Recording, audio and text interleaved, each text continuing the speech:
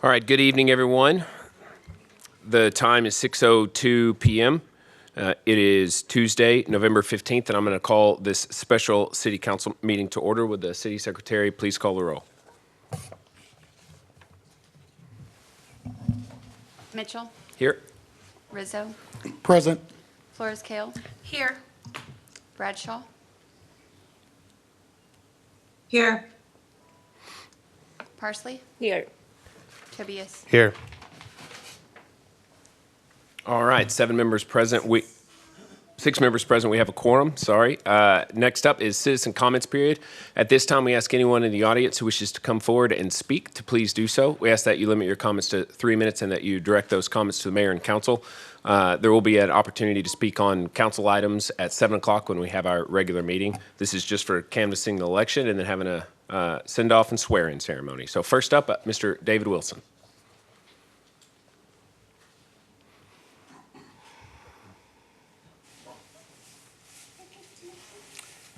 Thank you, Mayor. I'm David Wilson, and I am up here tonight to show appreciation for a council that cares about veterans, obviously. I will tell you, I was marching in a parade recently here in Kyle, and a veterans parade, and the MC was giving us some love. I will tell you, as a veteran, I felt it to the top of my head, bottom of my feet. It felt so good. I want to thank you. I really want to thank you. I also want to thank you for the Heroes Memorial. It would not have happened without each and every one of you. I have, one person when I was on council, and he was on council, Mayor Mitchell, and I have to name the other council members because they were really supportive of veterans. Becky Silvera was very supportive. We had 2 veterans on the council as well, 3 veterans total, and I want to thank all of them, or that would not have moved forward, but you moved it forward to finish. And I just want to thank you. There's a lot of people to thank. I could do a long list. I'm not going to. I am going to give Mayor Pro Tem Rizzo some love. He was there. I didn't talk to him much, but I said, we had a few conversations, and I said, please support veterans. And it's clear. The parade just sent it home to me.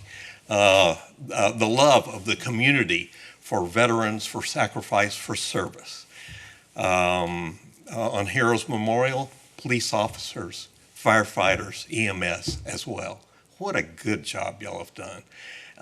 So I want to give you some love. I know Councilmember Rizzo is, fixing to step down, but we really appreciate you. Thank you for your service to the veterans of the city of Kyle and the community. Thank you. Thank you, David. All right, next up is Tracy Scheel.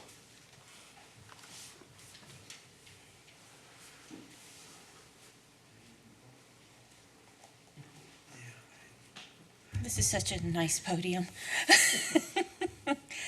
Mayor Pro Tem Rizzo, it was an honor to work with you previously, but I also want to say thank you for all of the work that you have done on council. You have been a major input in for the police, the public safety building, the Heroes Memorial, as former council member Wilson mentioned. But more importantly, your service to the city and to the residents of this city.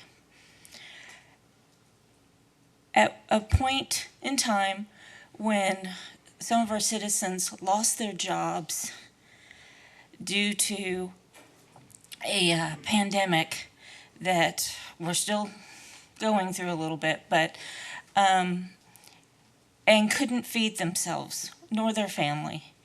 You stepped up and was able to provide food for thousands of family members.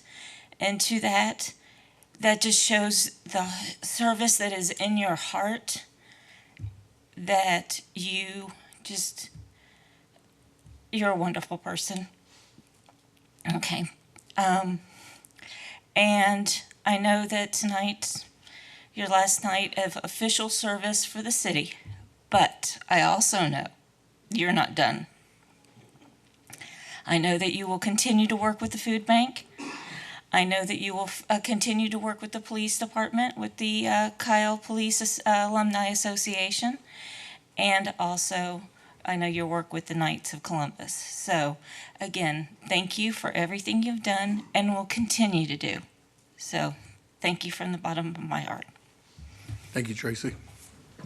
Okay, that is all of the citizen comments that I have filed. Is there anyone else who wishes to come forward and speak? I see Julie.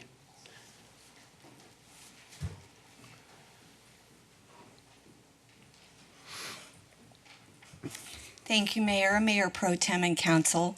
My name is Julie Snyder, and on behalf of the Kyle Area Chamber of Commerce, our Board of Directors, and our members of the business community, I'd like to thank you, Mr. Rizzo, for all of the service that you have given to the community. There is no question in our mind that you will continue, and I hope that you will step down being very proud of the accomplishments that you have shown and dedicated to this city, and thank you for your service. Thank you. Thank you, Julie. Thank the chamber as well. Thank you. Is there anyone else who wishes to come forward and speak? Okay, seeing none, I'm going to go through three canvassing items. One item requires me to read for a minute the results of the most recent election. Then we will canvass those votes. We'll have an opportunity to say something about Mayor Pro Tem Rizzo. Then we will adjourn and immediately begin our swearing in of Councilmember-elect Zuniga. So next up is agenda item number 1, consider and possible action, a resolution canvassing the returns and declaring the results of the November 8th, 2022 general election of the city of Kyle, Texas. There came to be considered the returns of the general election held on the 8th day of November 2022 for the purpose of electing city council members for districts 1 and 3, and it appearing from said returns duly and legally made that each of the candidates in said election received the following votes. For Council District 1, Marina Tupakov, early 1173, election day 483 for a total of 1,656 votes. Neil Breen, early 446 votes and 161 votes cast on election day for a total of 607 votes. Mark McKinney, 1,470 votes on early and 581 votes cast on election day for a total of 2,051 votes. Amanda Stark, 2,275 votes early, 853 votes cast on election day for a total of 3,128 votes. Nick Mattson, 774 votes cast early, 310 votes cast on election day for a total of 1,084.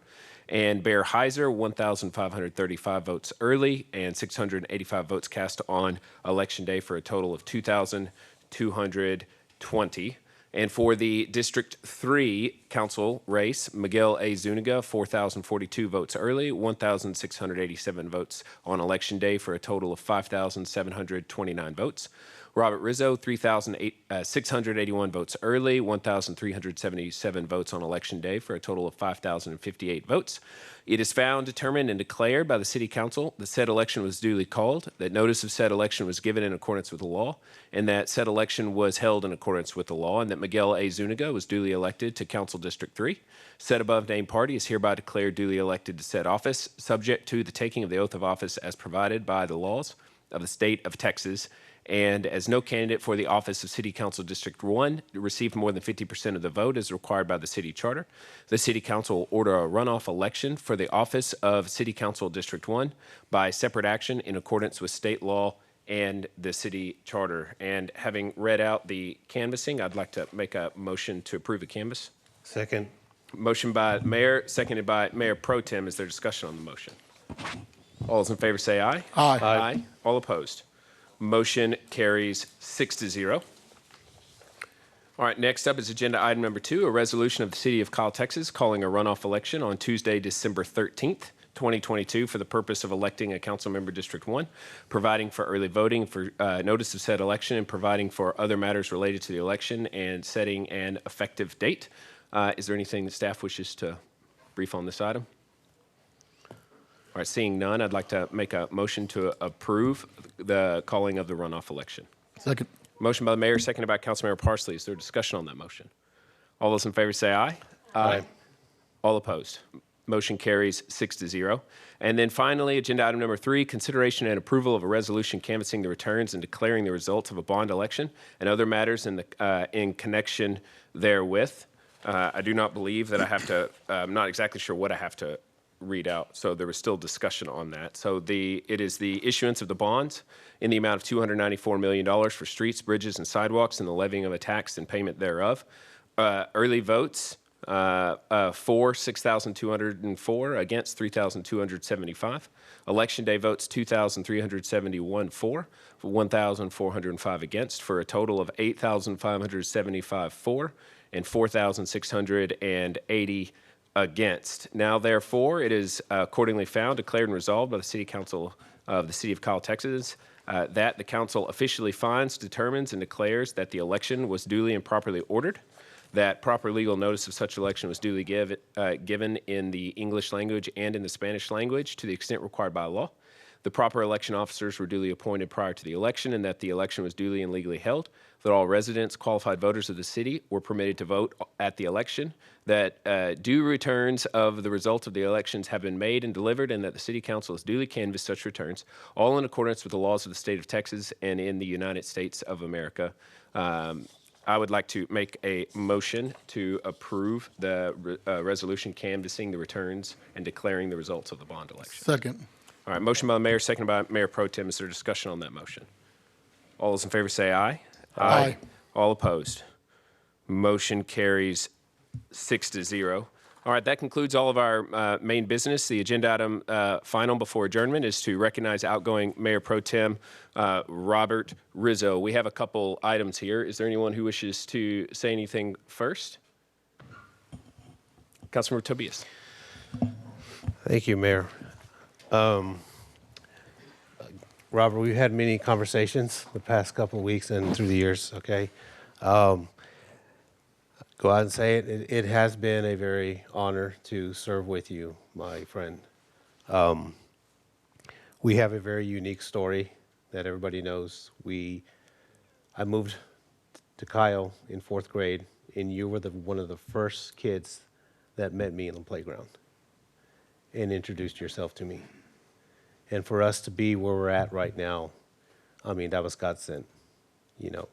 So I don't want to take too much time because we've had many conversations, but I appreciate your service. The veterans are correct. You gave all.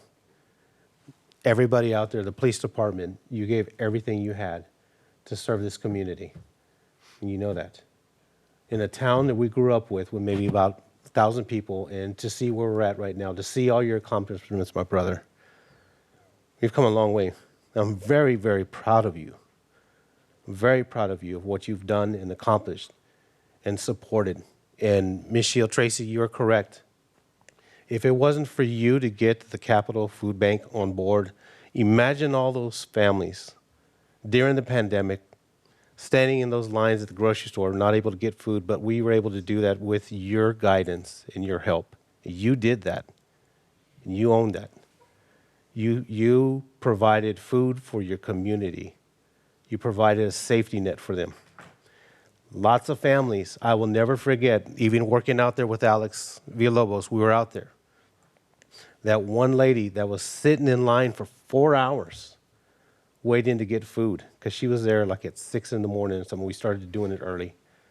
She goes, thank you so much, thank you so much. I can now feed my kids. I've been laid off because of this pandemic. So know in your heart, Robert, that everything you did was through service, through God. God led you to this way, led you here, and it's not over. It's just the beginning. Always remember that. Be proud of your accomplishments. Your family loves you. They're proud of you as well. Your friends appreciate everything. They love you as well. So take this as a moment to reflect back of your accomplishments and know that you're not done yet, sir. And we're still going fishing. Remember that. All right. Thank you, Mayor. Anyone else? Councilmember Flores-Cale. I just want to say thank you for everything. Thank you for working with me. Thank you for arguing with me. Thank you for your guidance and I really appreciate all your insight on the things that I knew nothing about, like development as far as construction goes. We all have something to bring, and I think we all know from that aspect that we can appreciate that you brought that information. Outside of here, we're more than just council members, and I think I don't want you to forget that. You know, our kids hang out together, our kids play basketball together, we eat together after dinner, after the games, and so this relationship, it doesn't just, die here. I love Paula. I love Bella. And that's not just me saying it. Like, I have genuine love for your family as much as I do for my own, and that's an understatement. And so aside from here, which this is just a chapter of our lives, nobody is promised, more than what we have right now. So, but aside from here, I know without a doubt we will still see each other and we will still support each other and their families as we continue to raise our kids into teenagers and high school. And yeah, we ask for prayer from everybody for that. So, but it was a complete pleasure to meet you and to be introduced to your family, and for you to allow me and my family to meet you and your family outside of this, outside of the dais. So thank you. And thank you to Paula, and thank you to Bella for giving so much of your dad and your husband to the city. So I will be seeing you guys, I think on Wednesday there's a game. So hopefully we'll see you guys. Definitely. Go Rangers. Councilmember Parsley. So less than a year ago, I was sitting where Miguel Zuniga is sitting, and I'm pretty sure that majority here had no idea what to expect from me. And I know you heard some funny horror stories about me, but when I got here, you gave me a chance. And I am very grateful of the 3.5 hours that we spent together when going to Frisco. And if you know Rizzo, you know he talks. So I got to know him. During those 3 hours, I might have said like 20 words. I'm kidding, just kidding. But it was a great experience, and we found out we had so much in common. And after that, it's just like we took off. And you became, as I told you, like one of my main points of contacts for everything. And you never denied help, always had something positive to say, guided me through things with council. I'm incredibly grateful for that. And I will never forget you kept saying, I'm just a phone call away. And you have been. I called him at 6 a.m. the other day because we didn't have light in the park, and within 10 minutes he was there fixing it. So it has been so great to serve with you, and I appreciate everything you taught me. And I know we're just gonna keep seeing each other, but thank you so much. It has been great. Thank you, Daniela. Appreciate it. Thank you. Anyone else?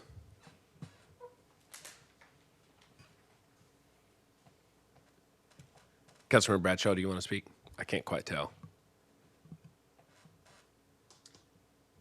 I'll give him a call after. Okay, fair enough. I have a few different things to say. I'm one of the few folks who was here the first day you showed up at City Hall wanting to run for council, going all the way back to probably 2016, 2017, when all that started. This man had a fight to get on the council from the very beginning, and it's hard to run an election. It's hard to run an election and then have to run an election all over again. and consider the possibility of runoffs and everything. It was a total, I think, of 3 times on the ballot in about a year and a half's worth of time. You cut your teeth and you earn the seat. You know, that's all I have to say. And you evolved as a council member. Everyone does, regardless. When you get elected, yeah, you evolve when you get up here and you learn about the job. I haven't seen anyone who dedicated themselves to the city into service more than you did. And I think Councilmember Rizzo also definitely has some very unique imprints that he's going to leave behind on the city. The one that comes to my mind the most is actually Mary Kyle Hartson City Square Park, because I had, had dreams and ideas of redoing that park on the square for a very long time, but was never able to solve the Rubik's Cube of the square. And Robert Rizzo, I remember the day when you said you had a solution for how to honor the historic sidewalks while still bringing it up to ADA compliance in a way that would provide a compromise for the community and one that would work. I remember you telling me to trust me, to trust you, that is, and I did, and that sidewalk was able to get green light and constructed, and without that very important compromise that Councilmember Rizzo at the time brokered, I don't think that park would have worked. So to me, that park has your stamp, your imprint, not to mention the countless other projects that you've had an intimate hand in, and certainly, I think probably the thing that I think of the most is it's hard to explain what this job is. It's really not these moments, these hours every, twice a month when we sit up here and go through ceremony and have debates and discussions. It's the countless hours in between where I've watched you stress and worry for this town, always with the best interest of the city at heart, day after day, wrestling over decisions and direction and vision and what to do. But you didn't allow for that to slow you down. In fact, you leaned into it in a way I think that very few will ever understand. Just how much you sacrificed and served this community over the years that you were involved here on this dais. And so I couldn't commend you higher, Robert, for all the work that you've put in. And if thanks and pats on the back are the reason that you get into this job, no one will ever be satisfied, but that's not why you've gotten involved. You believed in your heart of hearts that you said to me a long time ago that you wanted to lead by example and set the example to your family and to the community of what service and service-oriented leadership really looked like.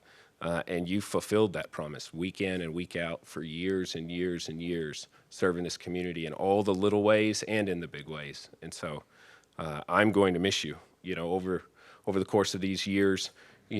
I've grown from someone who had to contend with you to someone who still contends with you but calls you friend.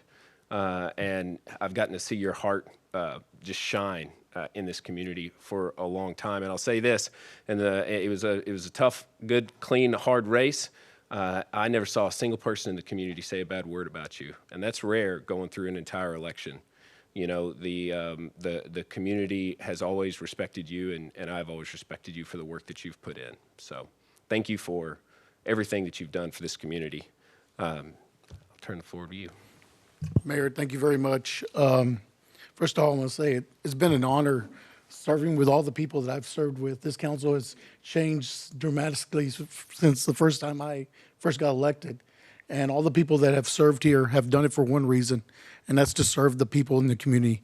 There's never a reason you should serve for any other reason except to serve the people that live in this city. That means all the people in this city. Always remember that you're elected here, and it's a short time, but it's for one reason and one reason alone, to do the work and to serve. It's always to serve with a servant's heart. Never forget that, and if you do that, you will be successful. Always remember that. It's about the community. It's not about oneself's needs or wants or a pat on the back, like the mayor said. This is about service. I mean, clear and basic service. Always come up here and say a prayer like I do. I always started the meeting with saying a prayer. God, come into my mind, into my heart, so that I can do what's best for the community of Kyle. In your name, I pray. Amen. And that's what I started my council meetings with. And I truly believe that God put me here at the right time. because God saw the pandemic coming. God saw the freeze coming in, and he knew that I would step up and this council would step up if somebody would lead them, and they did. This council is amazing. The council members that have served with me, to see the work that they put in and to follow me in all my crazy endeavors is pretty awesome. But they definitely have been special to me. Everyone that I've served with, I can say that I have truly enjoyed serving with them. And it's not always been easy because we do all have different personalities. The great thing about a council is when there's a council that isn't a bunch of robots, when people have independent minds, it's amazing what they can accomplish if they can compromise and come together as well. Because it's great to have different ideas, and everybody's always is built in a different image for that reason, to come together later and to work out whatever the city needs. But just, it's kind of tough right now because I've really enjoyed serving the community of Kyle. And in the last 4 days, I've realized how much time I really have given to this community, because I haven't had any time for myself. And I think God has finally said, you know what, it's time for you to take a break, Rizzo. And I'm definitely looking forward to that break. I'm looking forward to spending time with my family, with my wife and my children and my grandkids and all my friends, and inviting everybody to go fishing with me, because that's where you're going to find me, is on the beach or in the river. So definitely, it's been a great 3.5 years. And I'll never regret any of it. It's been amazing. And it's been amazing to get to know the people that I was able to work with our wonderful police department. KPD, you have great men and women who serve this community, who put their hearts, truly have servant hearts. And this is part I'll probably get a little emotional. I thank you for always doing what's right for our community and always being there for us and always keeping us protective. The number one job of a council member is to make sure that the community is safe. And because we have such a great department, that happens. We have great men and women, and it starts at the leadership roles as well. So we have great leaders, and that trickles down to give us a great police department. Our city staff, super amazing. I saw them go to work when the weather was below zero for weeks. And they stayed out there, and they had torches, and they did everything they could to make sure that we could get water back in our community. That was amazing to see what our staff does. After the fire here, to see the IT department outside in a makeshift, table in the middle of 100-something degree heat, working there, trying to keep the city services online, was amazing. And I could go on and on. Our parks department, for the beautiful parks that we have, our trails and everything else, we keep everything. I mean, we have a great family here at the city of Kyle. We have amazing employees, and everybody in this town should be proud of the people who work for the city of Kyle. And sorry, I know I'm rambling now, but I just, there's so many people to thank. But finally, I want to thank all the people that were there before me, everyone that helped me grow as a council member. I really appreciate it, from other council members to our city attorneys, our assistant city managers, everyone that was around during that time, our city manager. I mean, I took a lot of knowledge from all of them and applied it in my job, and I grew as a council member. I was very hungry and very willing to learn, and they took the time out of their busy schedules to help me and answer all the questions that I had, and I appreciate that. I'm sorry about all the phone calls early on as a council member. And finally, I want to thank my family. I know I've given up a lot of my time to the city, and I want to thank y'all for y'all's patience and for y'all's love and y'all's encouragement. Paula, I want to thank you for the words of advice you always gave me when I left the door for a council member. You said, remember where you come from, stay humble. And I always did, baby, I promised. And finally, I want to thank Dr. Michelle Cohen and thank her for being my campaign manager early on, for all the work and for believing in me and knowing that I wanted to serve, and for helping me. I appreciate it. And I never realized that we would be in the middle of a pandemic or a freeze, and that Alex Villalobos and I would be delivering water and food throughout the entire county during that freeze. It was crazy. You remember that river we went down through? I didn't think we were going to make it, Alex. I really thought we were going to die that day, but it was pretty awesome. Thank you all. And thank you to the community of Kyle for allowing me to serve these last 3.5 years. It has been a blessing, and I'll carry that with me forever. But right now, I know everybody's going to entertain all their wildest dreams, but I'm definitely tired. I'm not going to lie. It's definitely been a long 3.5 years, and I'm looking forward to some time off. So thank y'all, and God bless y'all. Thank you. All right.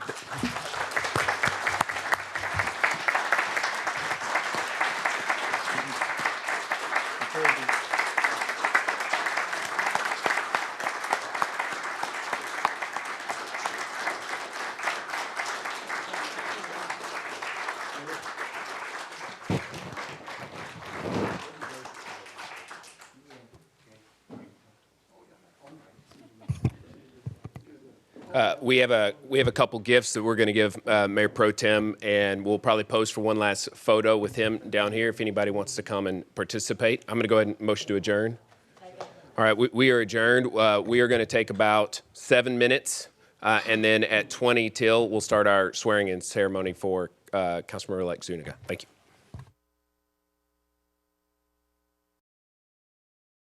We're gonna get started with our swearing-in ceremony now. So if those who want to stay for the swearing-in, y'all can go ahead and come back to your seats. And if anybody's wanting to just socialize, you can go out into the foyer.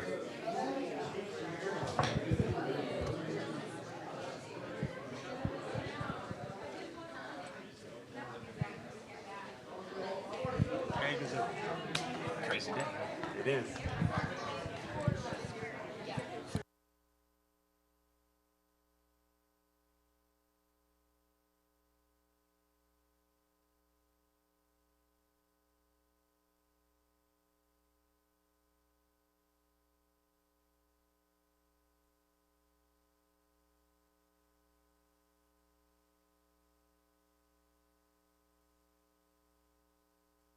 All right. All right. We're about ready to get the meeting, the swearing in going. We can go ahead and have everybody work their way out, please, to if you're going to visit, if we can make your way to the lobby. You're going to have to be more authoritative. I know. All right. Can you hear me? I can't hear you. Here we go. Is it there? All right. If everybody would like to visit, if you don't mind heading to the lobby, we need to go ahead and get the swearing in ceremony going. Yes, and there's cake and everything else. Thank you. Here you go, Mayor. All right. Well, if I can have Councilmember-elect Zuniga and Judge Beth Smith come forward. One final thing to do. So if y'all want to come here, I'm going to hand it off and step aside. So if y'all want to get right in the middle.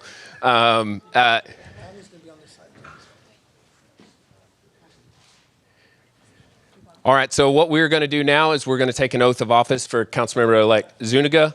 When the oath of office is finished, he's going to have an opportunity to address the crowd and say a few words. Then we will have approximately 10 minutes for socializing. There's cake and punch outside. And then good luck, sir. We start. So, all right, Judge Smith. Up on this 10-minute thing, huh? First of all, it's always an honor and a pleasure to be asked to swear in a council person. I used to substitute for Miguel when he was in high school. So I feel really old here, one of my students standing up here. It takes a lot of hard work, dedication, and passion, and I congratulate you and thank you for your service.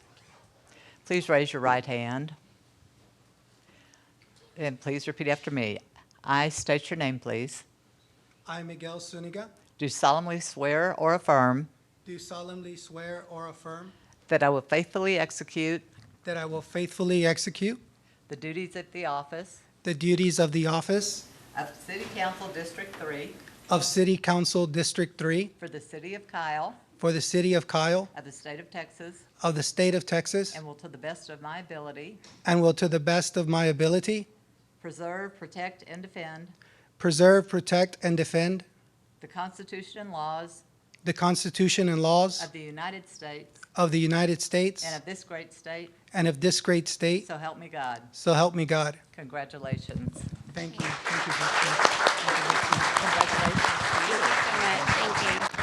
Congratulations. Hello? Hello? You're on the spotlight. I did.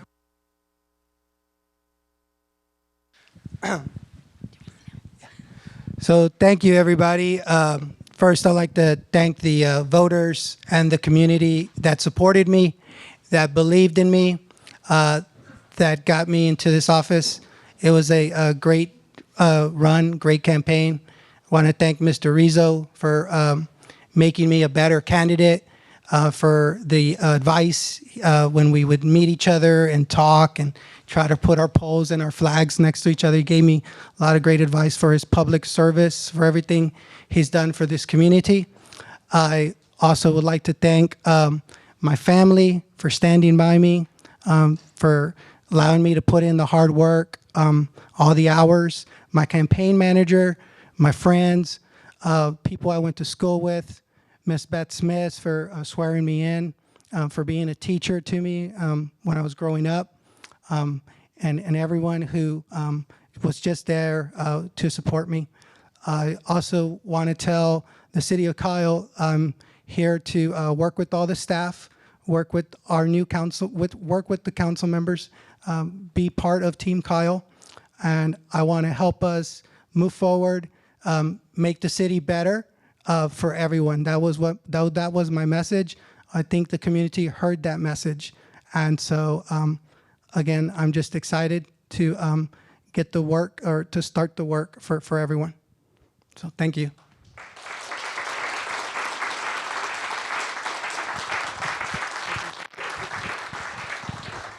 Okay, we're going to break for now, and we will gavel in the meeting at 7 o'clock.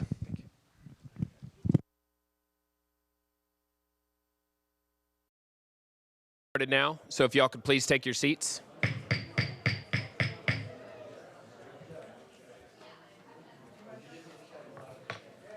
Welcome.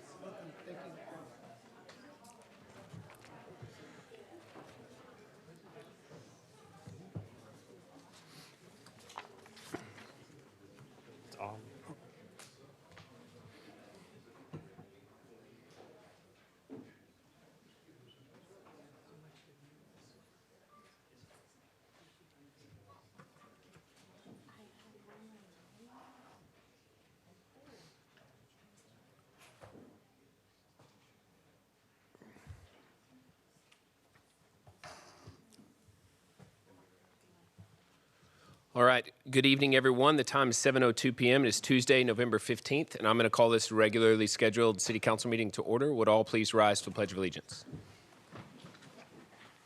I pledge allegiance to the flag of the United States of America and to the republic for which it stands, one nation, under God, indivisible, with liberty and justice for all. Would the City Secretary please call the roll? Mitchell, Here. Flores Kale, Here. Zuniga, Here. Bradshaw,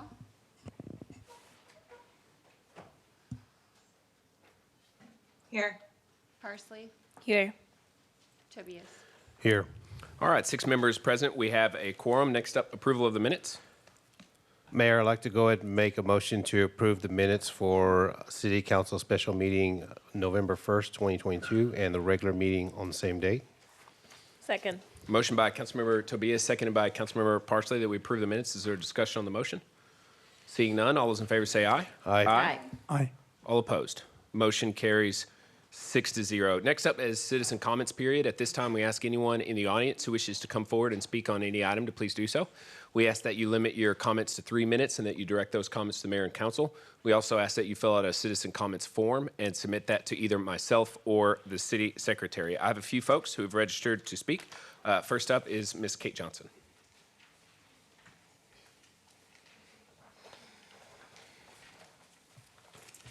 Hello, good evening. I'm speaking on item 21. Good evening. I'm Kate Johnson, chairman of the Hays County Historical Commission.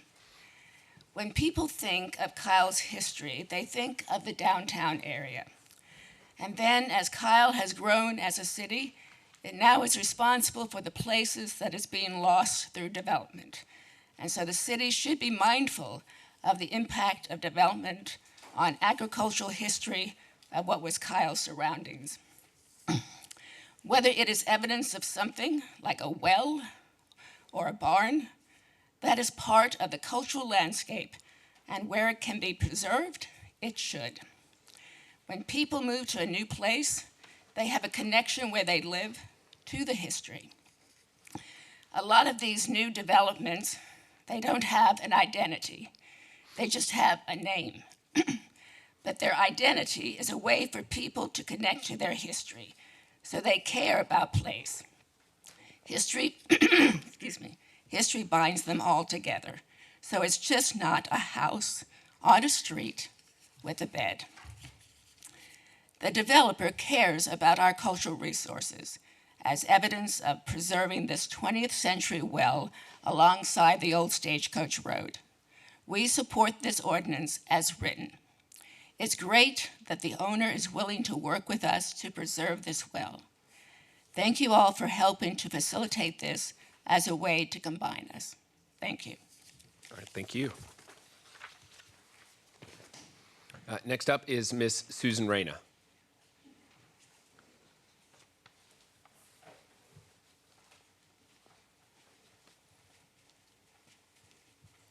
Good evening.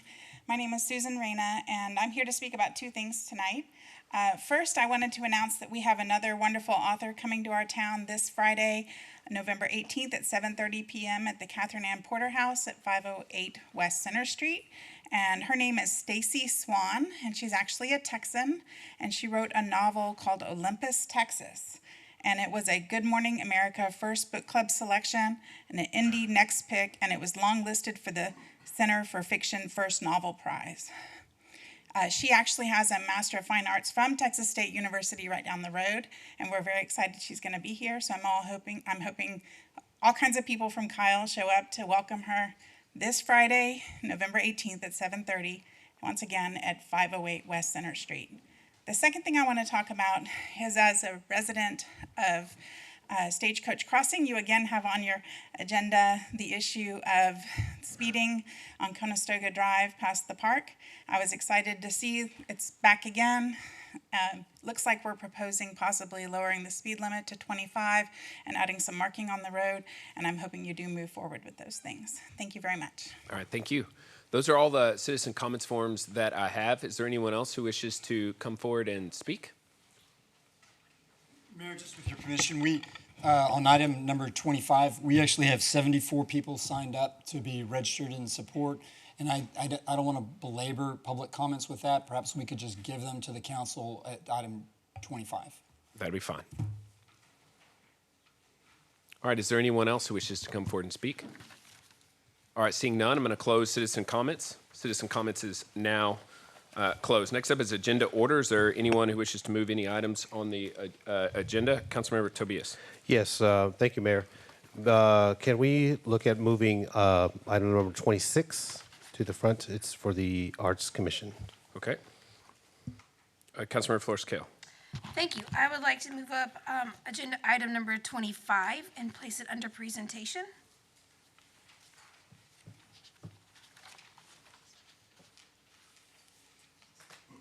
All right, so we will handle the Arts Commission at the top of consider and possible action. We will go ahead and go with word place now if you're ready. Yes, sure. All right, well, first we have appointments. Agenda item number 4 is appointment to the Economic Development and Tourism Board. Ms. Victoria Vargas.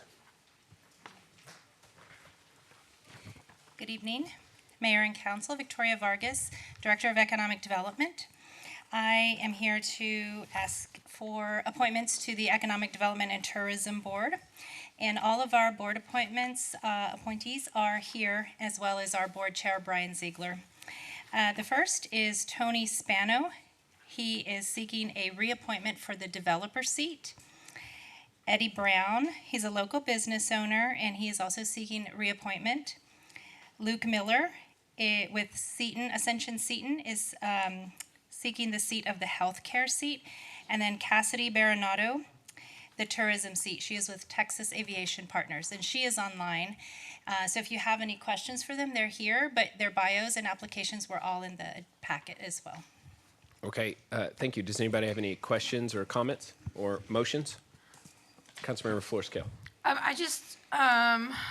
My concern is for Jerry in the process, because I know we excluded this out of our policy, our board and commissions, but we never said what kind of process we were going to use to appoint the economic development committees or the board members. So I'm kind of confused as to, did we already, what is a process? Because I'd really like to get that established before we move forward.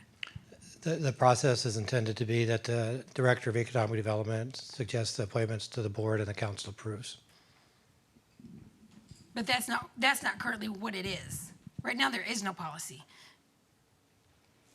Right, so the discussion we had at the last meeting was twofold. One, to suspend the rules that, or to exempt the Economic Development Board from the current policy. And second was to have a new policy be prepared. We are, the intention here is to use the names that were already brought forward for draft day because we had made that decision at that point in time and because the board is defunct. And so my understanding and thought is that the intention will be, as we consider updating and revamping our boards and commissions policy, that the Ms. Vargas will actually propose a policy concurrent with that for us to consider at that time.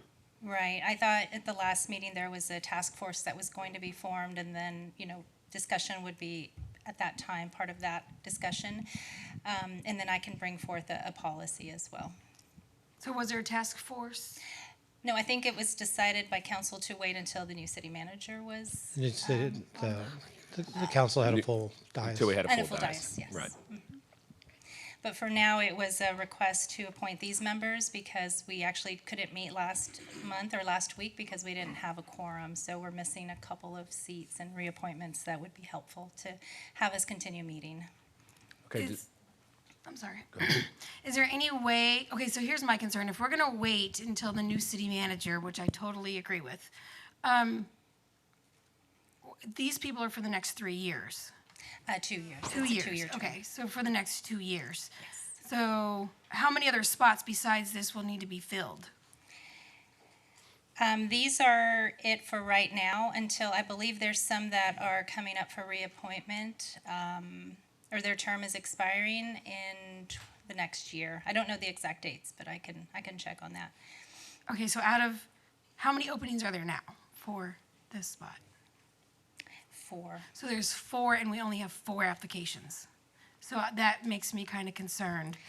Yeah, we left the applications open at the same time that all the other boards were seeking applicants, and these are the ones that applied, that qualified for the Economic Development Board. Well, I mean, this doesn't give us much of a, this doesn't give us any variety. Like, that's my concern is, I mean, and I do have questions. And so beyond this, I do have questions for the reappointments and for the new people. So if anybody else has something that they want to share or concerns or questions, I'll let them go first. All right. Does anybody else have any comments, questions? Councilor Tobias. Okay, this was going to be addressed to, I guess, Ms. Cassidy Renato, if she's online. If you, hello, if appointed to this tourism board, what would be some of your top goals that you would look at as far as promoting the city on this board when it comes to tourism? If you can give us an example of. Are you able to hear me? We you heard guys hear me? Yes, we can. Okay, sorry, there's a little bit of a delay on my end. I'm not sure if you're seeing it on your end. So my name is Cassidy Baronato. I'm with Texas Aviation Partners, and we have managed the San Marcos Regional Airport on behalf of the city of San Marcos for the past 12 years. I actually recently moved, but for the past 12 years I've lived in the city of Kyle. So my heart is with the city of Kyle, even though I work in the city of San Marcos. And it has been a goal of mine for a long time to introduce the airport to the surrounding communities. Even though the airport is owned by the city of San Marcos, it is a big asset to the city of Kyle. And so I think that my expertise about economic development and how that works with the airport and city governments, as well as the private side, I think I can be an asset to the city of Kyle in helping to recruit and retain folks to our city. That's pretty interesting because there is the expansion of Highway 21 that is I can't think currently going on right now. So the idea would be to where we would want to utilize the airport as a way for maybe residents to use later on versus having to drive into Austin to kind of promote that and work with maybe the city of San Marcos and the county in that sense, as far as that goes, as far as aviation goes, working with the county on that? Absolutely. The residents of Kyle and business owners within the city of Kyle already utilize the airport. And I've always looked at it as, at this point, it's a free asset to the city of Kyle, and it's a really, really good one. Well, that's good. Maybe It's that's a great something that, recruitment tool. yes. Well, that might be something that later on we can, as a city, look at as an alternate route for people to go versus going into Austin. We could use San Marcos on that. Thank you, ma'am. And the last question that I have would be for Mr. Miller. He's here. Oh, there you go. Hello. So, hello, sir. How are you doing? So, with your application, if you were nominated to get on this board and you're with the healthcare, is there any kind of goals or any kind of projects that you would lead that would benefit the residents when it comes to providing healthcare, or maybe working with the facilities or something of that nature? Yeah, absolutely. First and foremost, it's a pleasure to be here with you all tonight, and I'm thankful for the appointment and the potential opportunity to serve the city of Kyle. Ascension Seton Hayes has been open in the community for a little over 10 years. Our goal since opening was to continue to grow with the community and to allow the residents of Kyle to receive top-notch care where they live and where they work, to not have to travel into Austin or into other areas to receive that care. We have quite a few quality accolades that reflect the level of care and the expertise that's provided. For my involvement in the board, I think it aligns closely with the future of growth and development for the community. How does the hospital align with that? How does the hospital continue to grow with that? What types of additional services can we offer to keep the residents really in the community where they live and work? So hopefully that answers the question. Yes.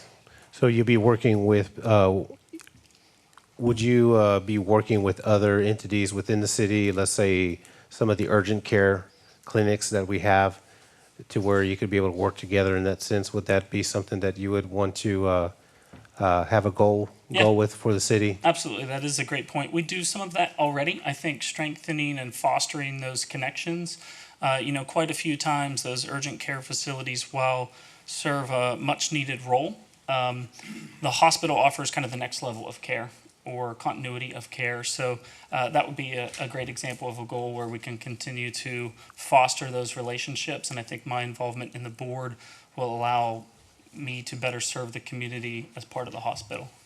Okay, thank you. That's all I have, Mayor. Thank you, sir. All right, thank you. Does anyone else have any comments or questions? Councilmember Zuniga. Mr. Miller, are you going to expand or do more work with mental health for the residents, try to encourage that, or see where we can help the residents that might need some of those services, direct them, where they can get information? Absolutely. It would certainly be a goal. When you look at the community health needs assessment that is done every couple of years, mental health is always one of the items that is mentioned as a need for the community. Kyle is not alone in that need. Certainly it would be an opportunity for the hospital to potentially expand services, or at least be able to build those connections and make sure the residents of Kyle have the opportunity for those services. So it is definitely a need.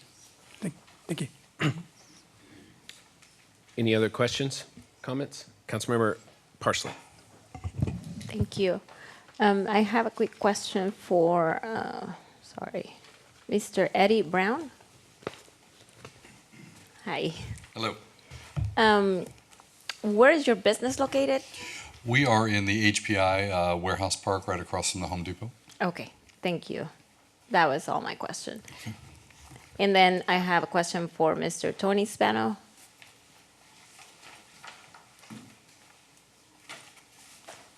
Good evening. Hi, how are you doing? Well, thank you.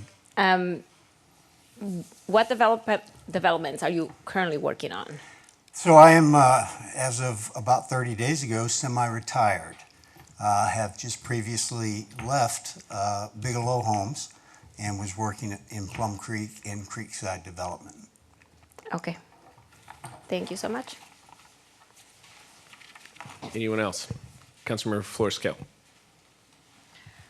Okay, I'm gonna ask for a little grace because my questions are gonna be a little bit more, they're gonna be longer, and I'm gonna try to make a wise decision when I do this. And so I'm gonna ask everybody a few questions to include the people that are currently members, additional questions. So going back to Cassidy.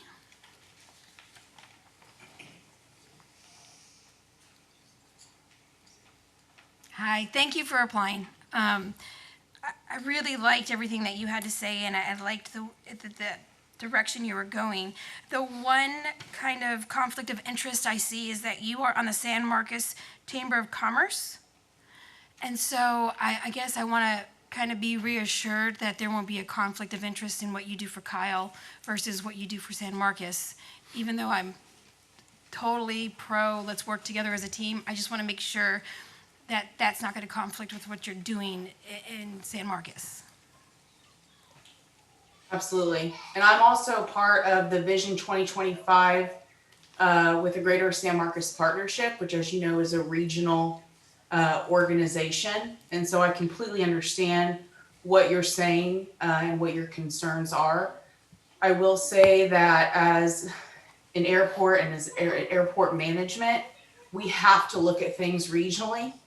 And a win for any community that surrounds the airport is a win for the airport, not just for the city of the city of San Marcos. So I understand your concern, but the way we operate, we already think regionally.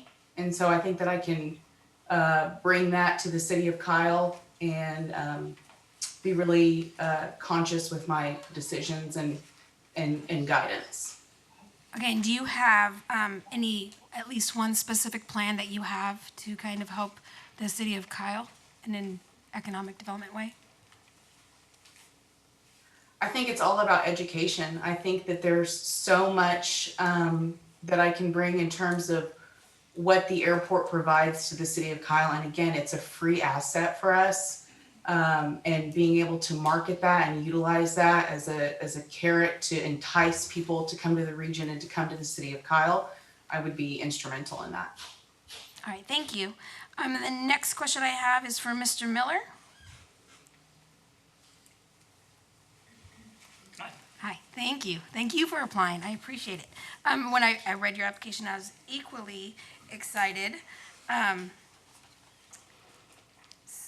So I'm going to read one of your answers out loud because I was really impressed by it. What do you feel are the responsibilities of the board/commissions you are applying for? And your answer was to envision a future for Kyle where residents can lead fulfilling lives and to make recommendations that align with for a prosperous future of the community. And I was really impressed by that, so thank you. One of my questions to you is going to be on March 7th, 2022, the community impact expressed an interest, or had St. David's state that they expressed an interest in developing in Kyle. So what would you do, or how do you think you could use your position to build a relationship with the hospital?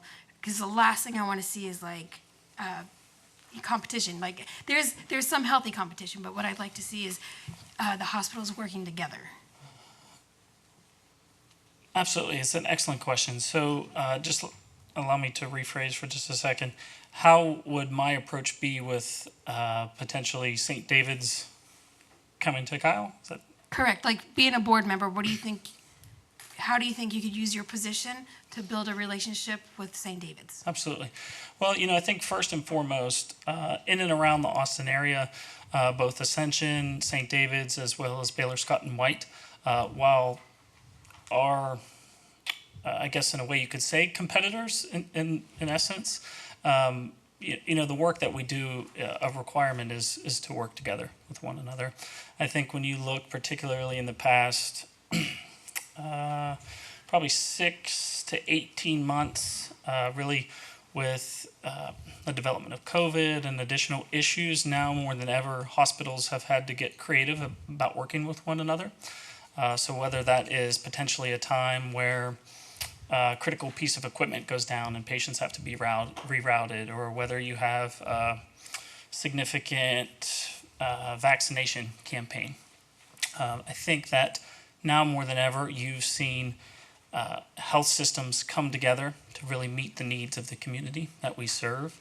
An additional St. David's coming to Kyle is a welcomed advancement to the community. I think that the only thing that can do is elevate the level of care that's provided by having multiple opportunities for residents to receive care.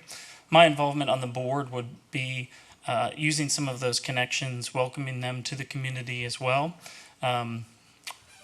looking to better identify where we can have a symbiotic relationship, maybe. What specifically would they like to do? How does that fit into maybe the greater ecosystem? And to one or two of the other questions, I think when we talked about mental health, for example, that's not necessarily something that one health system can solve by itself. So I think that would be a good example of something where we have an additional health system coming to the local area, where we could look to partner together on something like that to make potential advancements, again, to really serve the community where the citizens work and live. Okay, thank you. My pleasure. And then I have questions for Mr. Brown. Hi. I thoroughly researched your stuff too, because it's Nike, right? It's like all kinds of Nike stuff, and so I do appreciate. Can you kind of describe what it is that you guys do? Sure. My company, Athlete Performance Solutions, we're a licensee for Nike. Essentially, we're the face of Nike's brand to several sports: fencing, boxing, volleyball, cheerleading, field hockey, etc. We actually make those products and put the Nike logo on them and sell them all over the world.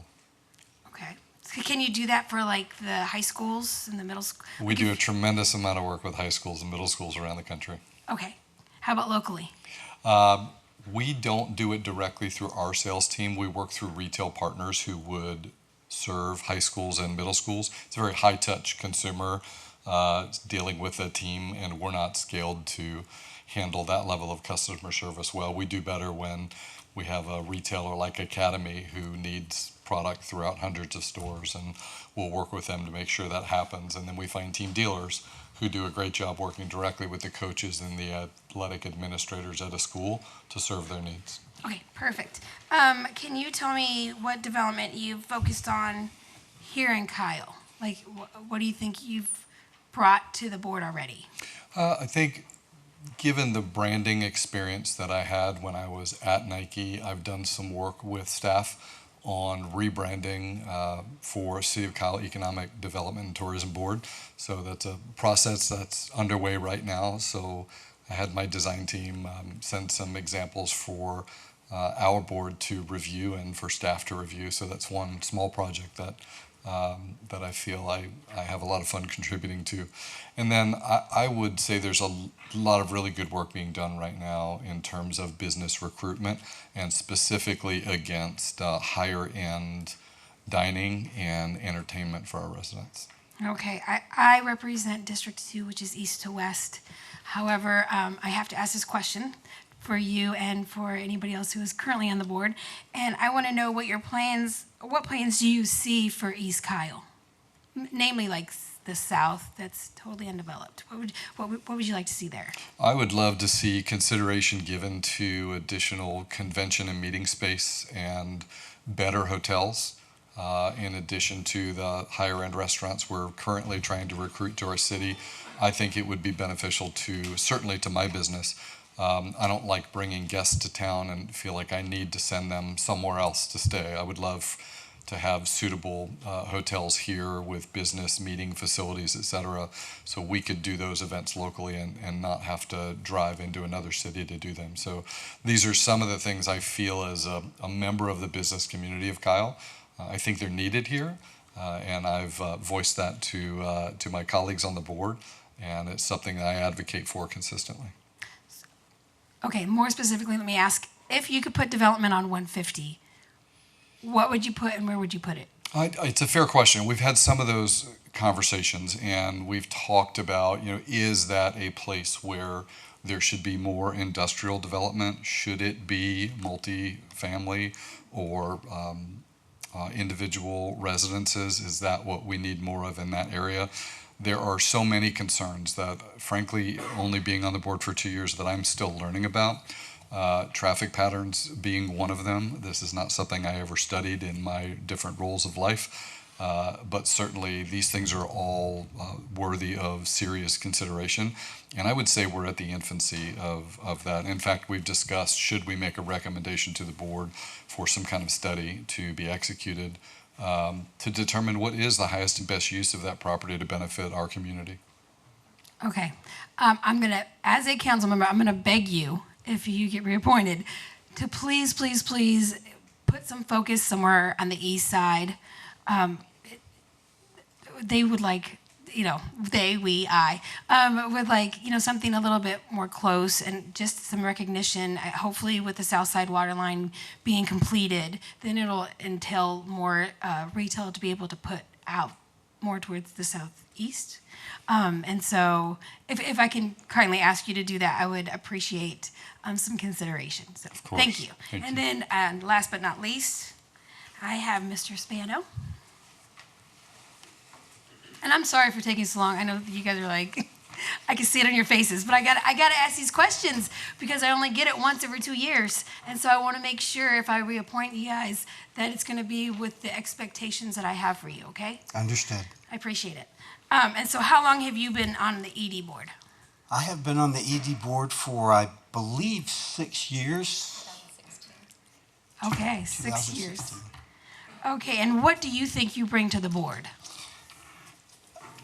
I think as a developer, and I've been a developer for about 50 years, I bring a perspective to the board that many often overlook. And it has to do with advanced planning, ensuring infrastructure is in place, looking at things from a developer perspective when someone comes to town wanting to do something, trying to choose the right area for them to be in. I'm not sure that I bring anything other than that perspective that one in my position might have. Not sure that answers your question or not, but. You did, that's good. Okay. Because that brings up another question. So when you say choosing the right area for them, what are your plans to develop, to develop, I'm going to ask you the same way, the east side, and what kind of infrastructure would you like to see, specifically off the 150 and the feeder road in that area? What would you like to see over there? Well, development will go, it's market driven. The market is going to drive what goes where. We can try and direct and as best we can and present ideas to folks when they come in, but I don't have the $10 million that it's going to require to go buy this piece of land to put what I want in this spot. So, and neither does anybody on the board. We're just there to assist and try and direct things. From a personal perspective, and I think I've said this to the I'm not sure to the dais, but just to people on this council before, I believe in 21. I believe that 21 is going to be a significant bypass to I-35 in the short term.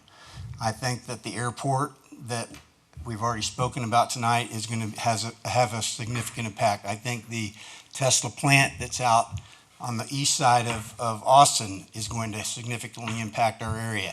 I believe industry in that area would be a great spot. to put some industry, to put some heavy industry out there. Now, could it happen tomorrow? Probably not.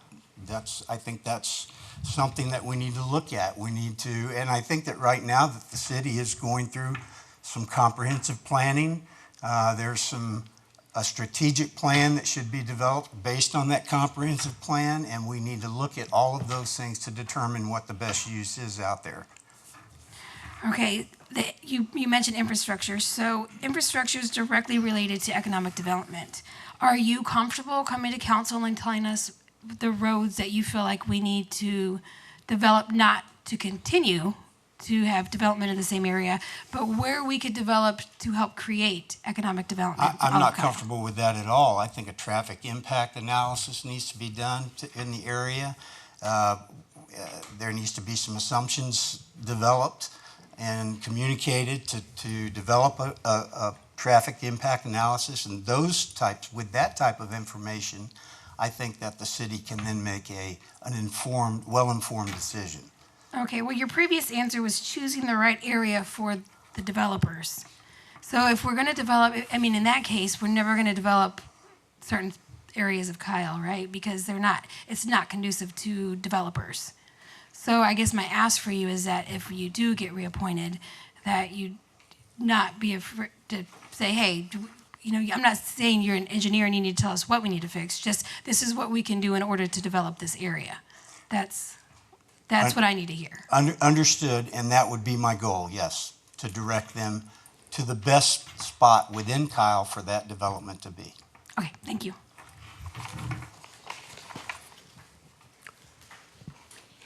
Councilmember Parsley.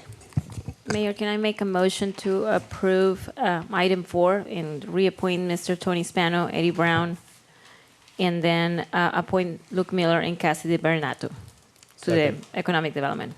All right. Tourism. Motion by Councilmember Parsley, seconded by Councilmember Tobias. Is there a discussion on that motion? Just real quick, thank you, Councilmember Flores-Carroll, for those in-depth questions. We need to hear that. I know everybody's hearing about the East Kyle. What are we doing in East Kyle? You probably heard me say that since I've been on council. But it is true. 21 is expanding. I-30 is just down the road. And San Marcos is creeping up to us, and you got Comal County. And it's something that we really, really need to seriously look at. And I know I've just stressed this to Will and Jerry, and I even said this to Scott Sellers. It's something that we got to really look at, because that's the next gold mine is across the highway.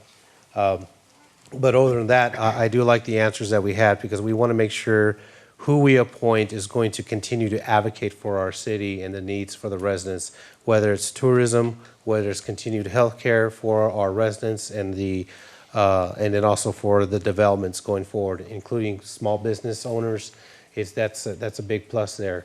I did like the idea of a possible convention center style kind of development, maybe somewhere out there or just in the area, but it's good that each one of you, all 4 of you, have that in mind of goals, and that's kind of why I always ask those questions. What would be your goals if you were appointed here versus just serving? And with that, I yield, sir. Yeah. Anyone else? So this is all just one vote?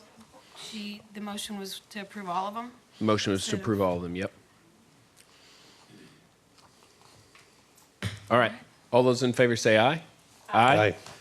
All opposed? Nay. All right. Motion carries 5-1. All right. Our Native American proclamation is next, but we've had a request to move that down in favor of the word place development. So next up is I'm going to bring up agenda item number 25, presentation of word place development by Mr. Jeff Barton.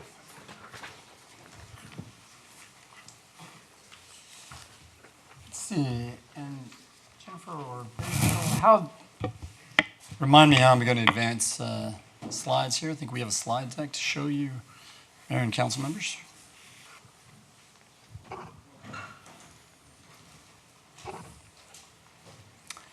Thanks, and can I control that?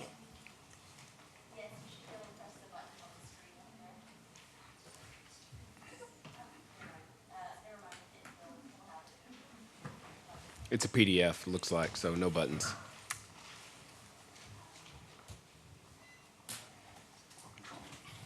Thank you, Will. Mayor, council members, thank you for the time. My name is Jeff Barton,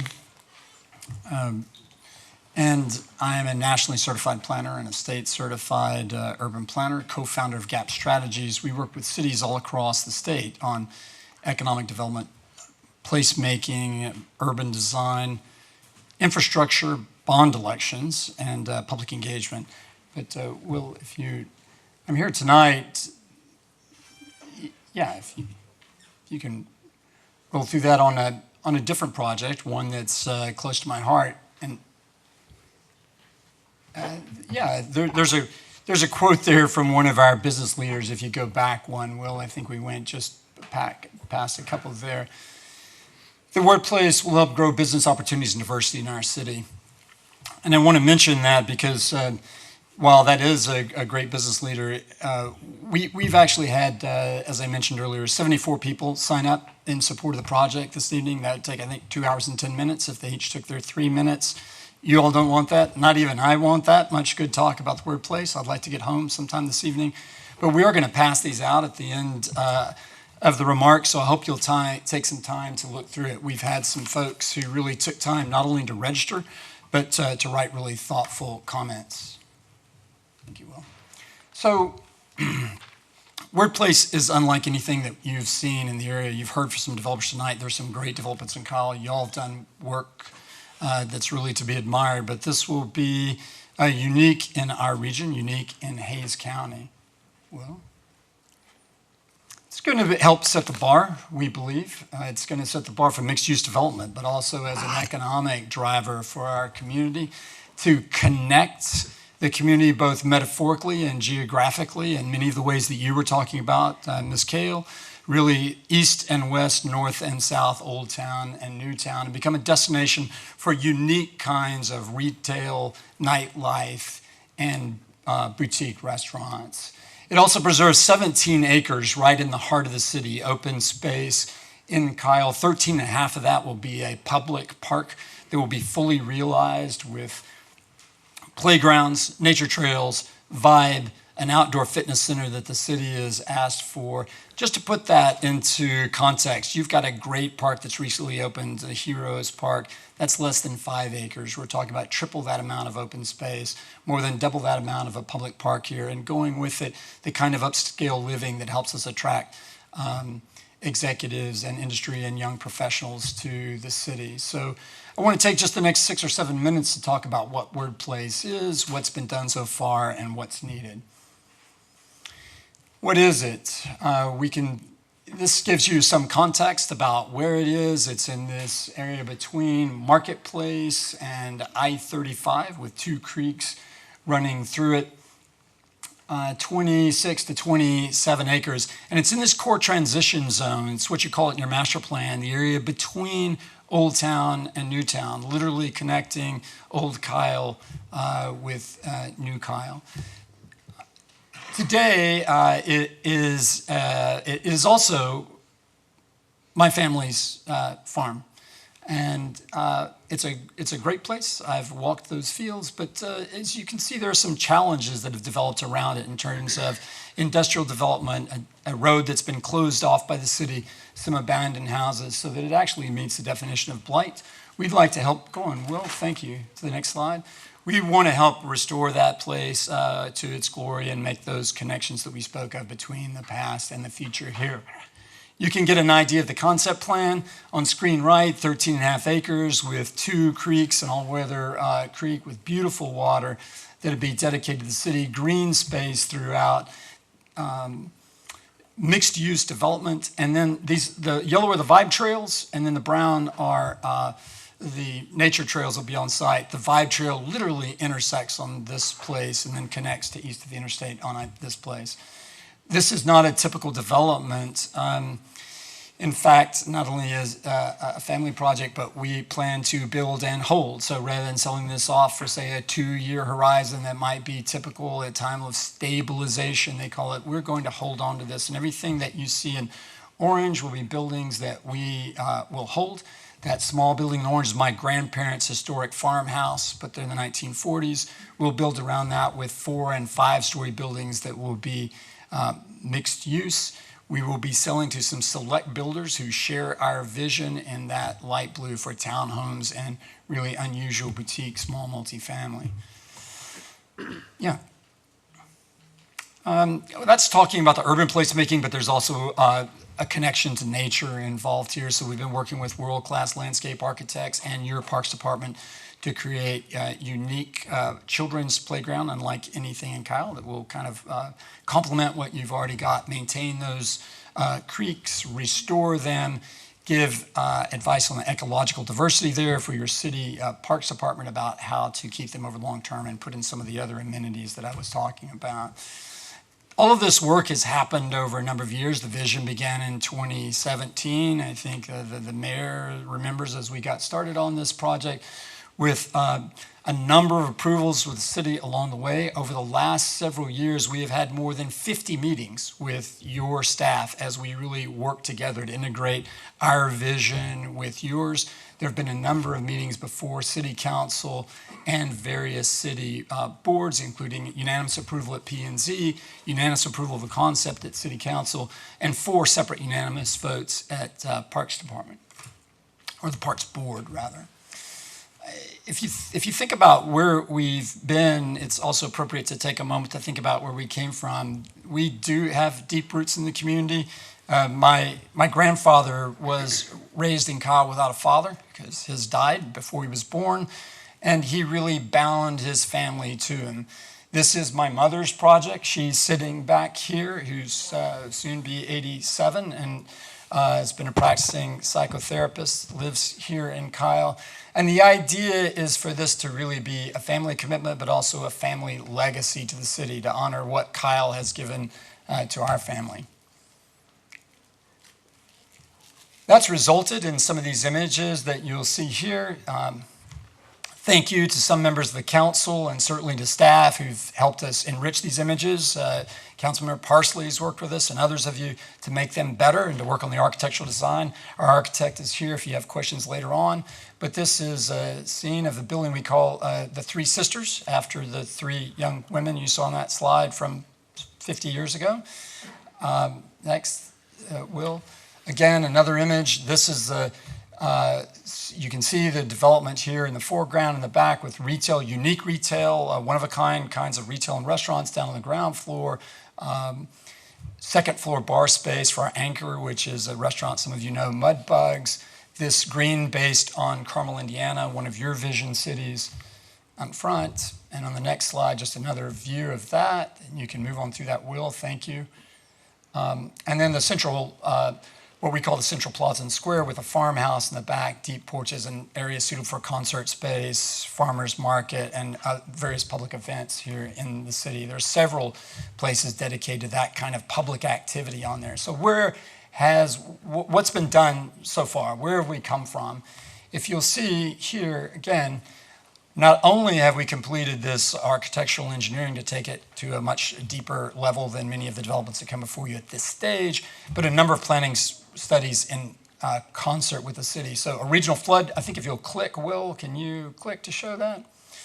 Maybe it's not going to come up. Well, a regional flood study, regional park studies, a number of regional studies that really encapsulate, I see it's going to be on separate slides because the PDF perhaps here.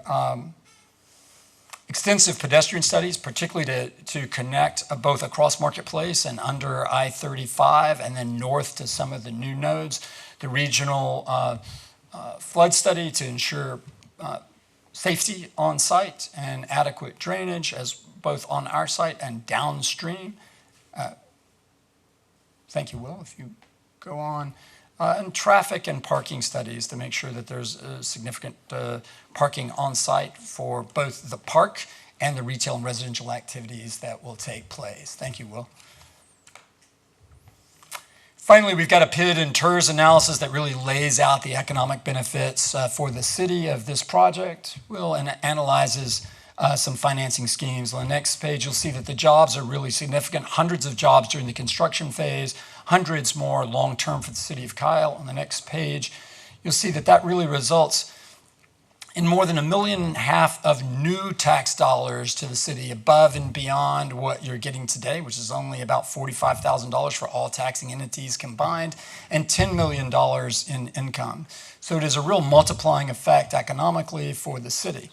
We've been working closely with your staff, as I said, but also with our surrounding neighbors like Mr. Abadi and others to really come up not only with a plan for our place, but something that is interconnected to our neighbors and creates a district for the city. We've also hired an additional flood study at our expense, chosen by the city, to make sure that all of the flood modeling that was done is accurate and ensures safety for people on our site and downstream. And finally, we recalibrated our plans that were pretty far along to work in concert better with your vibe plan and your vision of what this could be and what you've seen out in suburban Atlanta and in Carmel. So, I mentioned we have along the way had these unanimous recommendations from P&Z, from the council, and 4 times from the Parks Board. Will, thank you. That leaves us with what's really needed, and we do need your help tonight. We need some direction and some consensus from you all. We are not asking for tax abatements. We are not asking for tax breaks for this project. I know that sometimes citizens see developments come in and think of tax breaks. There's no tax breaks for this project, but what we would like tonight is to reach a general consensus about a direction to staff for how we move forward for this project. After much time and changes in city administration and council and changes in economic activity, there's some dangers that this project could languish. So we would really like to hear from you all tonight whether you feel good about the direction and at least the concept, so that we can go forward with PID and TERS negotiations in detail with your staff, work up park dedications and license agreements, the actual legal documents, then come back to you with a final development agreement and a public hearing where you all would get a final say. We've been working with your staff already. You've had our term sheets for more than a year. They need to be updated a little bit, but we really need some direction from you all tonight and some confirmation that, in fact, we're headed in the right direction. And I would just close by saying this is a passion project for us. It really is a legacy project. One of my colleagues in GAP Strategies, who is a former city manager, when we meet with cities about their long-term vision, he says to the council members, what do you want your legacy to be? And in my family, we've decided we want this to be our legacy. We think it meets your vision as well. We hope you want to share that vision and that legacy and leave something to the citizens of Kyle in the future. Thank you. I'd be happy to answer questions. We have a number of people here in support. We have our team in support. And again, we have individual comment forms from 70 to 80 Kyle citizens or citizens of the ETJ. All right. Thank you, Mr. Barton. Does anybody have any questions or comments or feedback? Councilmember Tobias.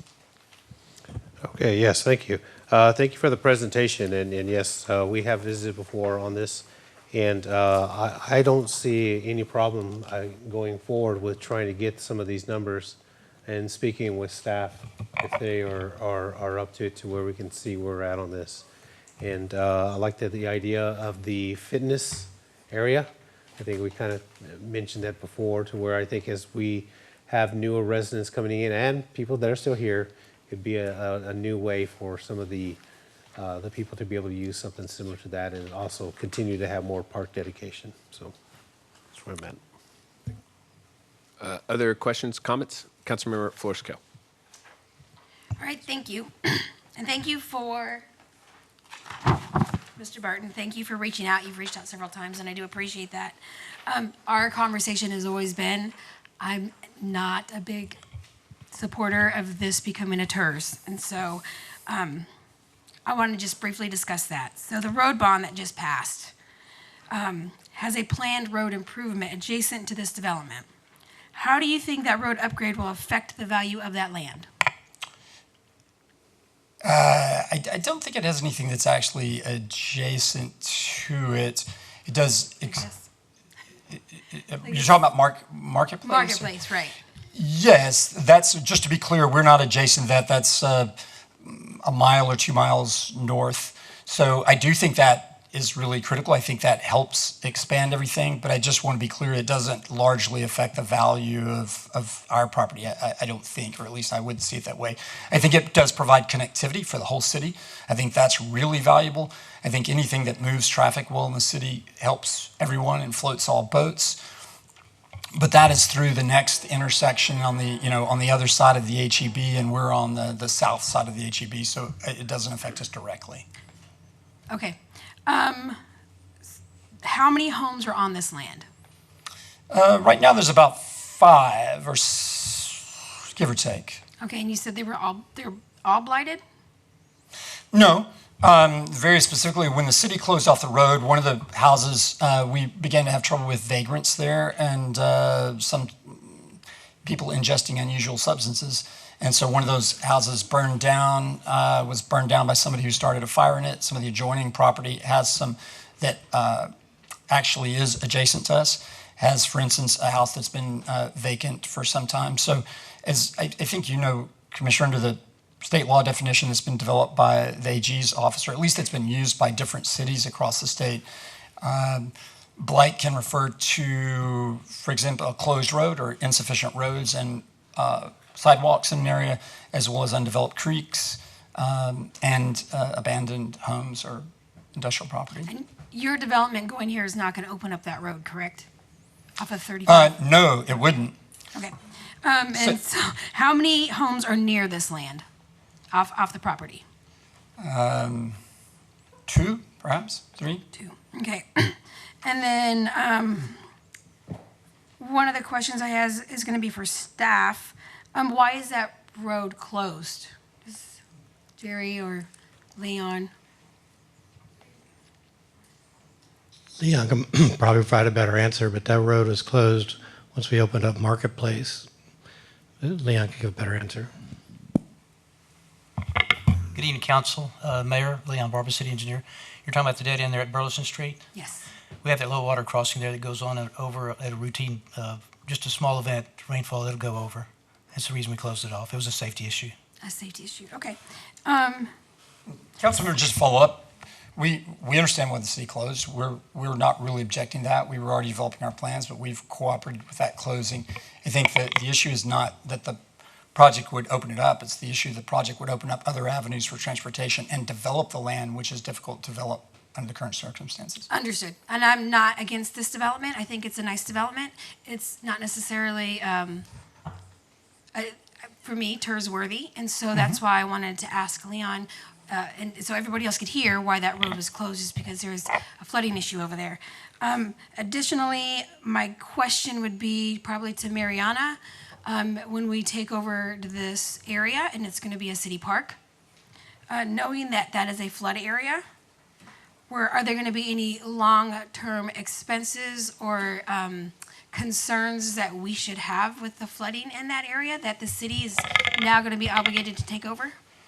Mayor and Council, Mariana Espinosa, Parks and Recreation Director.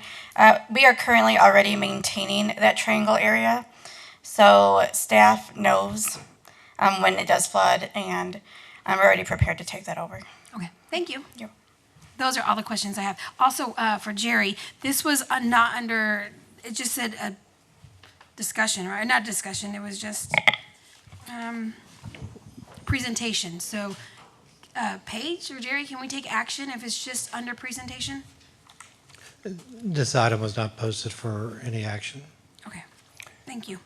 And Councilman, to be clear, we recognize we're not asking for a vote tonight. We think there needs to be a lot of details. What we would like is to get some sense of the council for where we are. We've spent a lot of time and money on it. We think it has a great vision. I think there's a lot of people who agree with us. Recognize your concerns about the TERS, and that's what we're trying to get some sense is whether we should continue to go forward. Well, in yeah, partnership. I heard you say to give staff direction, but we can't do that if it's just under a presentation. Well, it's the item is listed under consider and possible action as a presentation. Under consider and possible action, even though you moved it to presentation, it still could be the case that we could give direction or take votes. But what we can't do is vote on an ordinance. We can't vote on a TERS or a PID because those items aren't listed. It's just general direction that we can Gotcha. Okay. that we can give. So, Councilmember Parsley. Thank you. I appreciate you working with me and listening to some of my feedback. The one thing I would like to request is if you can really accommodate a community garden somewhere in there, I think the city will benefit from that. That would be my number one. Number two, it's something that I think you addressed yesterday, and is just to make sure that whoever is purchasing the land next to it will develop and continue the kind of architecture that you're going for. That would be my request. Thank you, Councilmember. And actually, I saw our architect smile because community gardens are one of the first things we talked about. My mother has also talked about. So we haven't found quite the right place to put it in, but it is certainly a goal of ours. And we do plan to have detailed design guidelines, 90 pages long, that will help ensure that whoever comes in shares that vision. We're glad to make those a part of the development agreement so the city has some enforcement capacity there as well. Any other feedback? Obviously I've been a part of a lot of those meetings. So, for myself, I've supported this project for a long time. I've participated in meetings with the county as well. And at the time that those meetings took place, the county communicated their interest in partnering with us to bring this project to life. For me, expanding our park system is extremely important, and then also creating unique spaces. It seems like more and more as development comes to the city of Kyle, we see the same proposals over and over again, and this is definitely unique. And so, for myself, also, I give the Barton family a lot of credit for the work they've done in the community as well in terms of development. So, as it specifically relates to this project, I consider I guess the word Barton building, I don't know exactly what it's called. Did I say it right? Downtown, one of the nicest, most quality projects that have privately come to the city in many, many years. So to me, when I know that you're looking at a project that is not just a buy and make money and sell project, but is rather land that you've known for how long? How long have you known that land? Yeah, all my life. All your life. I always find that folks who are vested in that way build great projects. So not only do you have the track record, but you also have all the incentive in the world to create a project that you're going to be proud of. And so for myself, I know that you're going to be. So the specific PID TERS overlay that's been proposed, especially with county support, it really is light on the demand that it places on the city and heavy on the amenities and quality of life that it brings. Not only true local sit-down restaurants where you have table service and some pretty much regionally accepted delicious food, but also century-old legacy trees, old and legacy homes on the site that will be restored and not bulldozed. This is not clear cut. This is a lot of time and thought and energy. So, for myself, you certainly have my support on this project as you always have, but it's for all those reasons. So if you're asking for my feedback, it's the same as it's always been, but understanding that council has changed many times over, and I know that that's tough. I feel like you've kind of gotten caught up in the wash, but at the same time, y'all have kind of gone through your issues as well. So that's my feedback. So I support the PID and the TERS overlay as it's being proposed, and would personally love to give feedback to have you come back with that proposal and to give staff the direction to bring that forward. Those are my thoughts, and that's what I would do. But we need to hear from the rest of council. Is there anyone else who wishes to speak? Councilmember Zuniga. Mr. Bartlett? Yeah, so I appreciate the willingness you have to work with the city and still go, if this moves forward, with the development agreement. I think it's beautiful. I can see you have the passion. I do like to see a local put their own dollars in to make something beautiful for this city. I think that area does need some improvement with some developments. And I love the fact that you took into consideration flooding, giving up some of those parks, and you spoke to the surrounding neighbors over, and that this is could be a lot of tax revenue for very few streets that we would have to maintain. So I have those things in consideration. Thank you very much, Councilmember. And as you know, TERS dollars, the city would keep most of that new revenue that's being generated, and some would go back for the life of these bonds to help pay them down. But we would still be taxing ourselves extra through the PID, and the city is not on the hook for any of those dollars, even if our development were to fail for some reason. I know that you all know that, but people listening don't always realize that. Would the TERS be on the hook? The city is not on the hook in any way. We have to pay because it's a PID first, the PID has to pay the money no matter what. So if the PID doesn't pay it, Hang on, you weren't. I need to see if there's others who want to speak first. So he's getting for all. So you weren't recognized. I apologize. So is there anyone else who wishes to speak who hasn't spoken yet?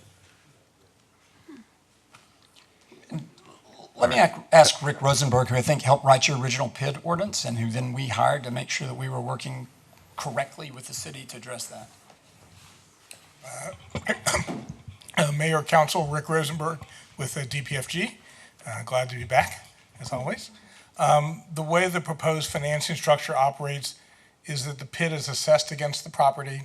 That is an obligation of the owner of the property, in this case, Mr. Barton and his partners, the development team. The TERS only generates money if development occurs. The TERS is not an action-oriented entity. The money that would be generated through the TERS would be used to offset some of the PID obligations, not all of them, but a part of them. But if the project is not successful and the project is not developed, there is no TERS revenue or less TERS revenue. So if the project doesn't meet its expectations, the risk remains on Mr. Barton and the Board Place Development. The TERS is their own, generates funds from incremental development that doesn't exist today. Yeah, I guess that's interesting that you say that, because I know we've taken money out of the general fund to fund a TERS. In this case, there is no general fund money being utilized in any way whatsoever. The TERS that is created, hopefully with the city and the county participation, generates money from incremental development. There is no upfront money from the TERS at any point in the process. Okay, so I guess my question, if I have the floor, can I? I guess I can ask if Perez is here, how that happens to where the money does come out of the general fund, because there are times that I know even in TERS 1, we were paying a significant amount of money out of the general fund to fund the TERS. In fact, I think this is the first year since the TERS was created that money did not come out of the general fund. I'm not familiar with that particular TERS. Obviously, the tax revenue will go into the general fund and then is allocated to the TERS, at which point then is used to offset the PID payments. So it goes through the general fund, but it can't use it. It can only, the money generated by the project itself can be utilized. You can't use any other general fund money in any way whatsoever for this project. Interesting. Okay, I had a question. Now I've lost it. I just want to say, in that sense, there's the risk is on us, not on the city. There's no, it can't come against the city's financial record. It can't come against your bond score, and I would also suggest that you could ask Mr. McCliney from Samco, your financial advisor, and Ms. Libby, your bond counsel, as well, who represent you. Obviously, I represent Mr. Barton. No, I truly appreciate that information. I guess one more question. The way you want to do your TERS is by owner. Councilmember, we're really open to that. You know, however you want to set that up. We thought it would be simpler to have. For those who don't know, under the law, there are several ways you can establish a TERS. TERSs were set up so that cities could create one without landowner consent. And in that case, you have to go through several things and declare a blighted area. We qualify under the way the Attorney General has historically looked at that, or at least many cities have done that. But we thought it was simpler just to come with a landowner petition. The law requires that 51% of the landowners in the area of the assessed value have to agree. 100% of the landowners in the area agree in our case. So we just thought that was the simplest way, but we're glad to work with the city on whichever way you find most conducive. Yeah, that way is kind of confusing for me. And I would only be nervous because that's a different way than we normally do it as well. And that would probably require our attorney to do additional research to make sure that we're doing it that way. But if you're open, I mean, again, now that I have this new information, it's really interesting. I would have to think it over. But overall, again, I like the project. I like what you have to bring. I'm not saying no to that. I'm just saying I have a developer off of 150 East that gets no TERS. And that area needs the retail as much as any other park. And so it's really hard for me to just give TERS away when I feel like I have other people not asking for it. And so I understand, and I would say to you, council member, this project won't happen, period, without some kind of partnership with the city. So we're not asking for city dollars, but we are asking the city to let us create dollars and then share some of that back. And we're a little different situation than most of the developments you see. Not only because of scale, we don't have hundreds of acres of what I'll call sprawl to spread that over. We're creating very compact development, which in turn helps you pay your bills because you have fewer costs, fewer maintenance costs on fewer miles or linear feet of roads and more tax value in it. That's why so many leading cities are going after them and using TERSs to help create that. The other thing is that we're spending millions of dollars off-site. We're going to build a park that we won't own and we can't sell that land. We can't do what many people do is sell down to that creek front and get a premium dollar for that land where people can go sit their toes in the creek on their own land. We're giving that to the city as a public park. We're not only giving it to the city as a public park, but we're spending hundreds of thousands of dollars to reinvigorate it, to improve the creek, to put parks improvements on there that the city has asked us for with the outdoor fitness center, with the children's playground. And then we're fixing Burleson Street, improving it, putting parking up and down Burleson Street that's head-in parking, and doing off-site parking for the park itself. Working with the city and another landowner there, but that we would be paying for. We're going to extend the Vibe Trail off of our property to get it to I-35 because we believe in the same connections you do, council member, that this city physically and metaphorically needs to be more united, and that I-35, while bringing many great things, has divided our city in some unfortunate ways. We were here before I-35. We've seen what I-35 does in terms of separating east and west. One way to start building those connections is to have these kinds of trails that y'all have led on. But you're asking the development community to step up. We're trying not to just do our share, but to do more than our fair share because we believe in your vision. Nope, understood. But please understand for my TERS, that money stays within that community, and so therefore it takes money away from our city. It stays within that community, but as public improvements, as a park that people can get to from the east and the west, it'll be the only park that is really, there dead center of the community. I understand what you're saying, though, Councilmember. Thank you. I really appreciate it. All right, thank you. And I think I hear some general consensus on the council that you're okay with us moving forward with your consultants to take this to the next level. For those at home who may be watching, we pay for that. We pay you all a PID fee and a TERS fee. We've already given you $25,000 to cover staff time. We'll be paying more to cover your staff time to help work on this. Does anybody know what the actual fee is for TERS application, petition issued? $25,000 up front and then $50,000 later on. Yeah. So what I would like to do is to make a motion to give him more clear direction and to give staff clear direction. Whether it goes up or down would be the direction that you would receive. So the motion I'd like to give would be to direct staff. I'm sorry? No, I was just confirming with her that we can make a motion. Yes. So to direct staff to bring back a PID TERS development agreement, as has been multiple times outlined by Mr. Barton, to staff and to direct those resources to bring that proposal back expeditiously. Second. All right, it's motion by the mayor, seconded by Councilmember Tobias. Is there discussion on that motion? Yeah, can I ask why it's being expedited? I'm sorry? You put in the word expeditiously, Mm-hmm. so you want to expedite the process? Expeditiously has no legal meaning. It's just general direction for staff to work with Mr. Barton and bring it back. No, expeditiously does have a definition, and it means to expedite. And we have other development that has been waiting a significant amount of time, and I don't think we should expedite any projects. Okay. I won't weigh in on whether you should expedite. I will say that I think we're in the front of any other development that you've got in the city but we filed with the city in 2018.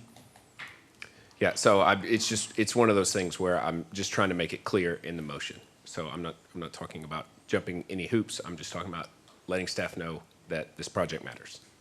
Is there further discussion on the motion? I think what we're getting at here, Mayor, if I may ask, is that there are some developments that are out there that are pending. We do have a lot of land. We do have a particular landowner that has been waiting for a while, and I understand what Councilmember Forrest-Gale was stating. But I guess in this sense here, there has to be a direction as far as, I don't want to say who's next in line that gets the attention of the city, because they're out there. But it is true. We need to be able to fairly and equally look at all the developments that are going forward, and giving each and everybody the same amount of time. I think that's what we're getting at, Mayor, is that we need to be able to make sure that whether it's this started in 2017 or somebody that's pending since 2020, we just make sure that we be very fair about the time that's being generated.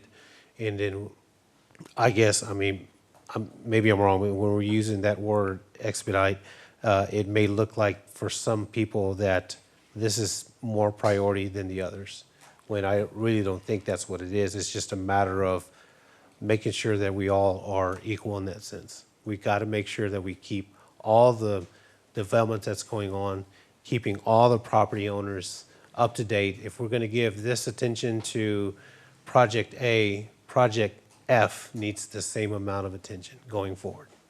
That's the way I look at it. Okay. Any other discussion? So you're not going to restate your motion? All right, I'll restate my motion. So I'd like to make a motion to give staff direction to create PID-TERS documents, as well as a development agreement and all other items associated with the presentations that we've heard multiple times from Mr. Barton, and to bring that back as they are able. Second. All right, is that okay? That's great. Thank you. Okay. Any other discussion? All those in favor say aye. Aye. Aye. Aye. All opposed? Council members, thank you very much. And just for the record, there's a list of the folks who signed in and support. Thank you. Thank you.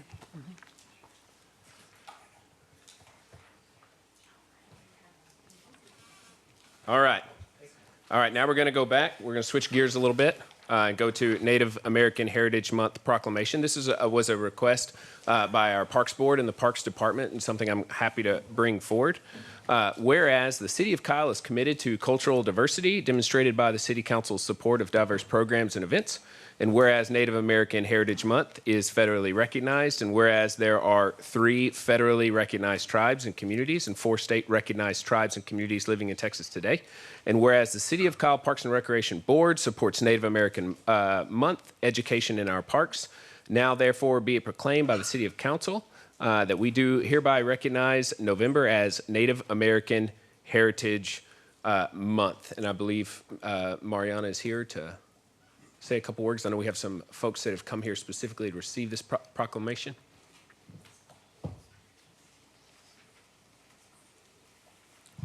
Mayor and Council, Mariana Espinosa, Parks and Recreation Director. So we had Mr. Dustin Hampton come to the Park and Recreation Board with his presentation on how we can further recognize Native American Heritage Month in the city of Kyle and specifically in our parks. Our Parks and Recreation Board did make a recommendation to bring a proclamation to City Council. And we have various residents here that represent different Native American heritage tribes here in attendance today to thank you for bringing this proclamation forward. Thank you. Is there anyone who Mr. came Hampton. here who wishes to speak? Not required. Okay, well, if it's okay with the council, I'd like to take a photograph with y'all, if y'all would like to come forward. All right, thank you.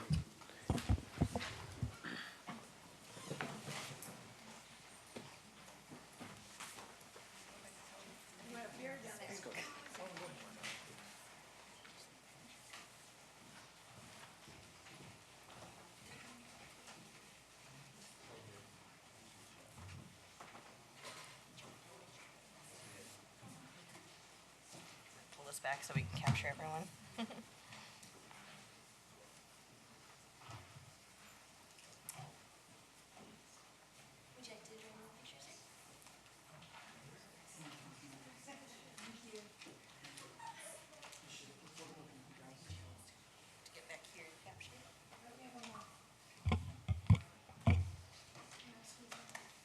Might have to have y'all squeeze in just a little bit tighter. I'm sorry. It's quite a few.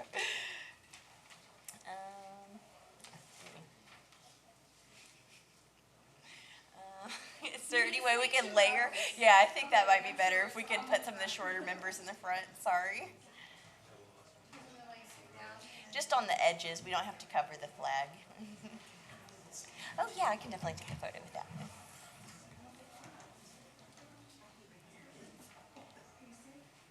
All right, thank y'all. I apologize. All right, on the count of 3, 1, 2, 3. And I'm actually going to take one with one of y'all's phones also. On the count of 3, 1, 2, 3. All right, perfect.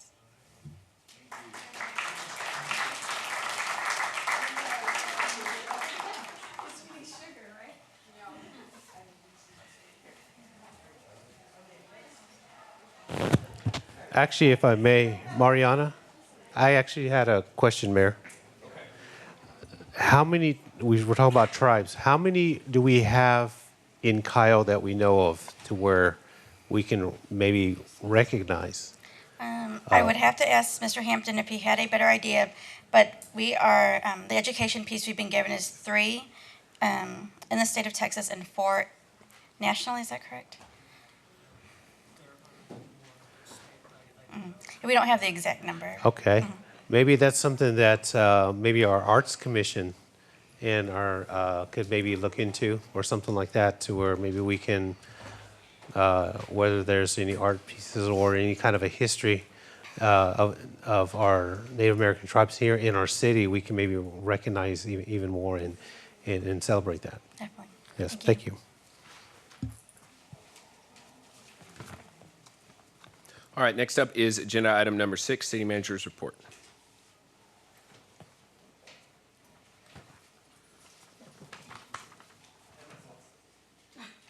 First, I'd like to bring Mariana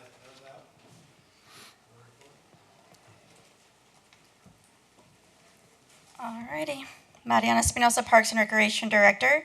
And to get us started, we would like to thank everyone who came out on Saturday for the Veterans Day Parade and celebration. Market Day kicked off the day, followed by the parade and closed with Market Day. And Grant, if you could please play the video.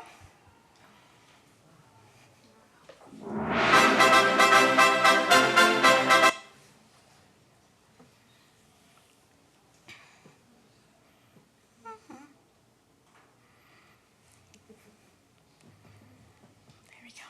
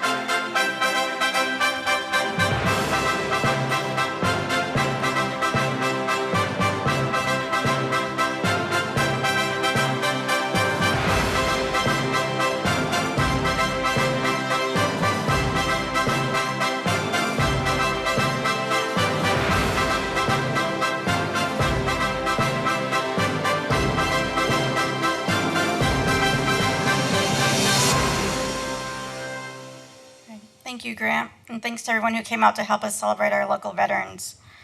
And in just 2 weeks, we have Santa's arrival. Santa Claus is coming to town on Thursday, December 1st. The event starts at 4 o'clock with local area school choirs performing. And the tree is going to get lit at approximately 5:45 p.m. with the mayor and Santa Claus flipping the switch. So that's on Thursday, December 1st. And then Santa will be riding around Kyle, going through the neighborhoods again. On December 13th, he will hit the northeast side of town. December 14th, the southeast side of town. And December 15th, the west side of town. And all the routes and maps are on cityofkyle.com/Santa. And all month of December, starting on December 1st until the 25th, we will have programming at Mary Kyle Hearts and Park. Every day of the week, music Mondays, we have live entertainment. Toy Tuesday, you can donate toys for local charities. Winter Wonderland Wednesday, we'll have the snow machine out there. Thursdays and Fridays, Festive Fridays, are both a mixture of entertainment on both days. And then the last week of December, the lights will be on for everyone just to walk around and enjoy, but there'll be programming that week. And that's all we have. Will Atkinson, Planning Director, is next. Good evening, Mayor and Council. Will Atkinson, Director of Planning for the record. We have a few scheduled public hearings coming up for our downtown master plan adoption. This Thursday, on November 17th, here in the council chambers at 6:30, we'll have a half-hour meeting simply to let the citizens provide input into the downtown master plan. It will not be an action item for P&Z. They are just going to listen. On the 29th, which is the 5th Tuesday of this month, the Planning and Zoning Commission will have a second public hearing, and they will actually consider the item and discuss it and what have you, and coordinate with staff and also the residents. Y'all will see the public hearing for the downtown master plan on December the 6th, and hopefully we'll have it adopted as well. This is a project that we've been working on for several months with BGK Architects, who've been contracted in designing and what have you, and we think it's a very, very well-rounded, very put together, very awesome plan. So we're super excited about it. Let's see. We have a comprehensive plan update. We were at the Veterans Day Parade and Kyle Market Day event this Saturday. Myself, another staff member, and then a couple members of the Planning and Zoning Commission, we talked to and passed out about 200 flyers and coordinated surveys on site. We will be at Santa's Arrival on December 1st from 4 p.m. to 9 p.m. for the same reason. We also, on December 10th, have a COCO and COP plan public input meeting from 9 a.m. to 12 p.m. at the Public Works Training Room. Additionally, we are coordinating with Hayes CISD to include info in school newsletters, whether it be through email or in person, bag stuffers, what have you. We're coordinating with those. We want to get the word out as much as we possibly can. For online surveys, we've jumped from 25 to 184 individual survey responses between the first time we had an event to now, and that's going to just keep going up. And we've passed out approximately 1,100 cards promoting Kyle2030.com. And then the current survey will run through December the 30th. And that's everything I have. Thank you. Thank you, Will. Chief Barnett, you're next.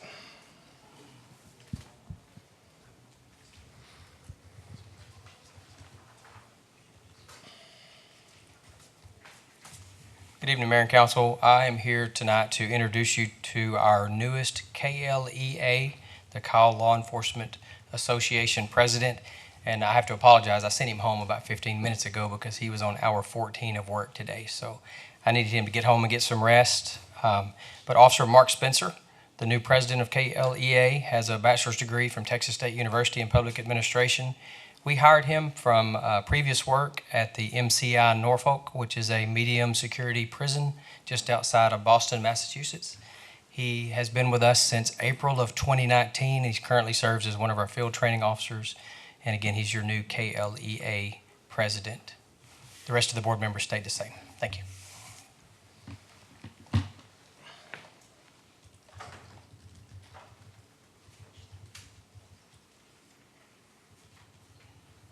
Now it's my turn. For the record, Jerry Hendrix, Interim City Manager. First, I'd like to bring Rachel and Grant up from out in the magic room behind you to talk about their latest award. Our comms team walked away from the TATOA conference with 5 awards this year. They got, where is Grant?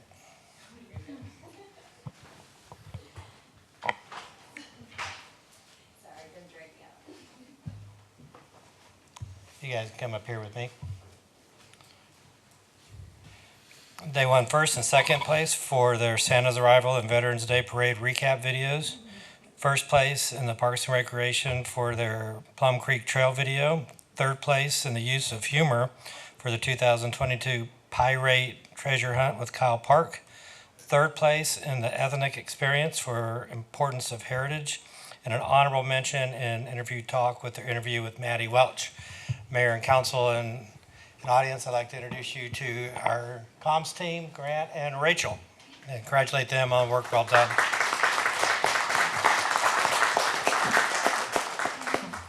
And I would like to specifically highlight Grant. These are all awards thanks to his incredible work for the city. Y'all probably, know who he is, but he is 90% of the time behind a camera or in the AV room back there. But he is always working. He's always coming up with great ideas for videos. And yeah, we couldn't be as great of a comms team without him. So thank you, Grant. And if you want to say anything, you can, but if you don't want to. I'm good. All right, I think Councilmember Parsley has something for you. So I do have to say those videos are phenomenal.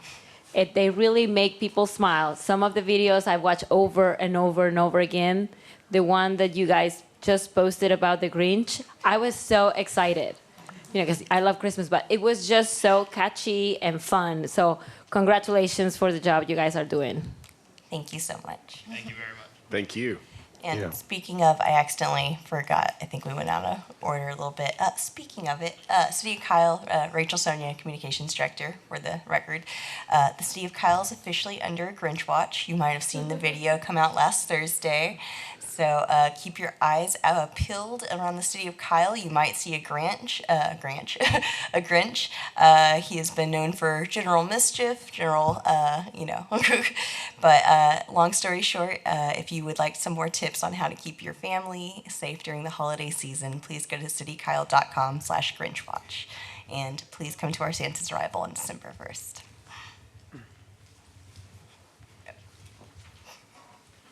All right. Next up, we continue to fill vacancies in the City of Kyle. I'd like to ask Mr. Chris Arnold to come up and introduce to you our new Assistant Director of Public Works. Chris comes to us from the City of Wichita Falls, has over 26 years of experience. He's in Wichita Falls for over 26 years.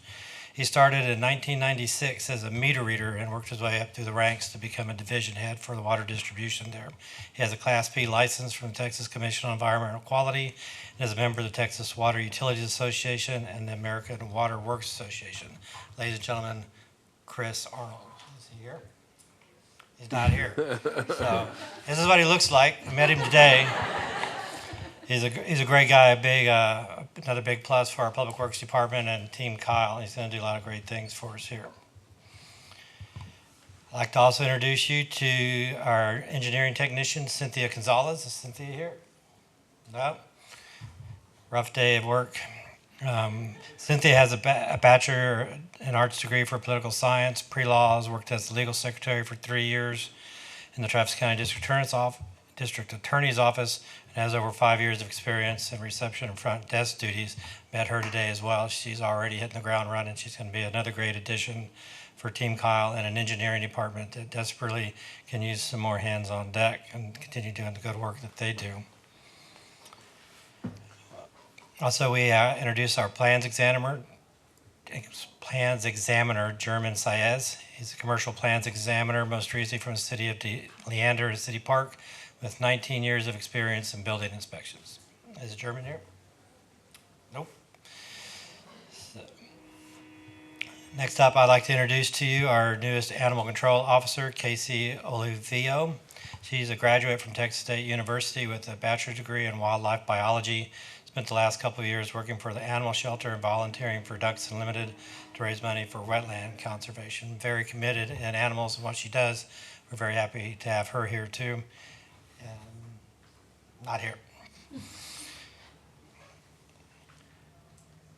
And filling out our parks and maintenance technicians, we have 5 new technicians: Jeremiah Hernandez, John Gutierrez, Ashton Strasser, Matthew Boyd, and Richard Ibarra. You can look in the slide and see all the years of experience we're bringing on board for our parks maintenance teams, and very excited to have them and our Parks Department continue doing the gold standard work that they're doing. Last off, I'd just like to note that tomorrow, November 16th, between 11:30 a.m. and 1:30 p.m., city offices will be closed for that time so we can have our Team Kyle Thanksgiving lunch together, and we appreciate having the opportunity to do that.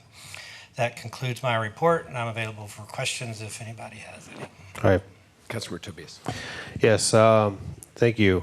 I could see that the ones we hired, like Mr. Arnold and scientists, we've got years of experience coming to Kyle. So that tells you right there that some of these new employees are coming in, bringing different knowledge, different experiences. I'm sure Harper back there in the back, you're very excited about that. I see that. This is 26 years of experience coming and working in your department. That's going to be awesome, because that tells you right there that this individual has seen probably his city grow and have challenges and overcome them to where we're bringing that to our city. And that's going to really benefit to where if there's any kind of knowledge or experience that we have that maybe we haven't tapped on, that we can be able to use from there. So congratulations to him for being with your team. And it's good to see that we're bringing in qualified individuals that have years and years of experience coming into our city to help us continue to grow. Thank you. That's all I got. Anything else? All right.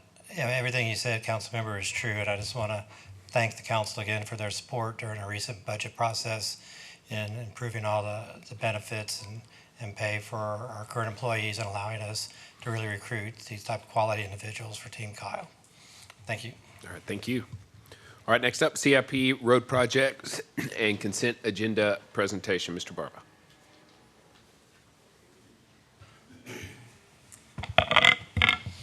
Good evening, Mayor and Council. Leon Barba, City Engineer.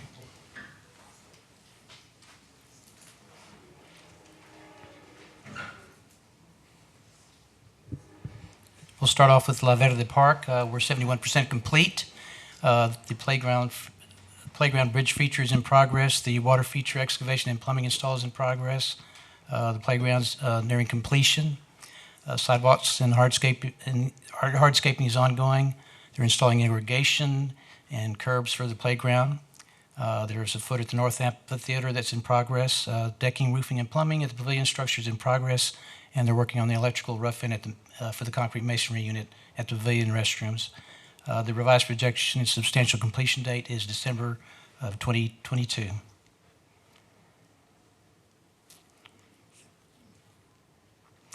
On the Public Safety Center, we're at about 62% complete. They're taping and floating the level 1 area. Their air handler units are being set. Chill water piping is being installed from the chillers to the building. They're painting the electrical and the mechanical rooms. Installing the lightweight cast stone cornice at the west side of the building. The field brick masonry is being set at the east side of the building, and they're setting the main switchboard in the main electrical room. The main entry soffit is also being worked on. Their completion date is February 6, 2023.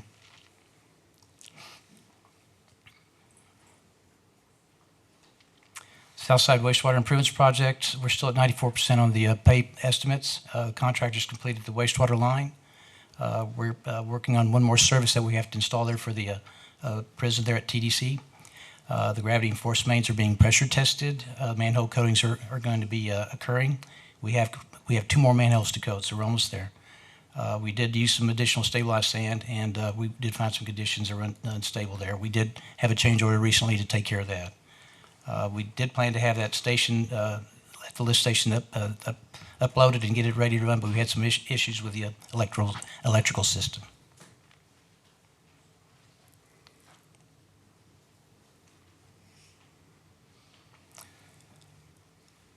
On the wastewater treatment plant expansion project, we're at the dewatering facility is 85% complete.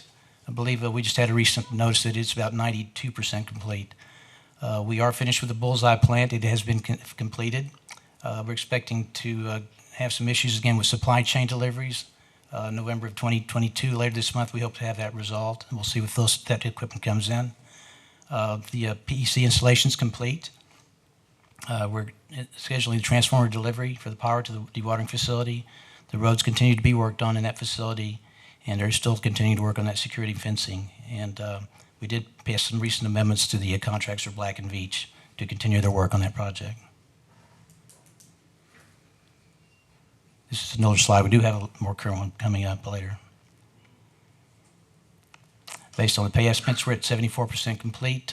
We're reviewing their last pay application. We still have some road closures in that particular section. We're still working on the Sledge Street reconstruction. Ribbon curves have been placed on 3rd between Scott Street and Grove Street. And we still have some questions and concerns from the residents, and we're responding as quickly as we can. These are a couple of pictures of the current construction that's going on out there.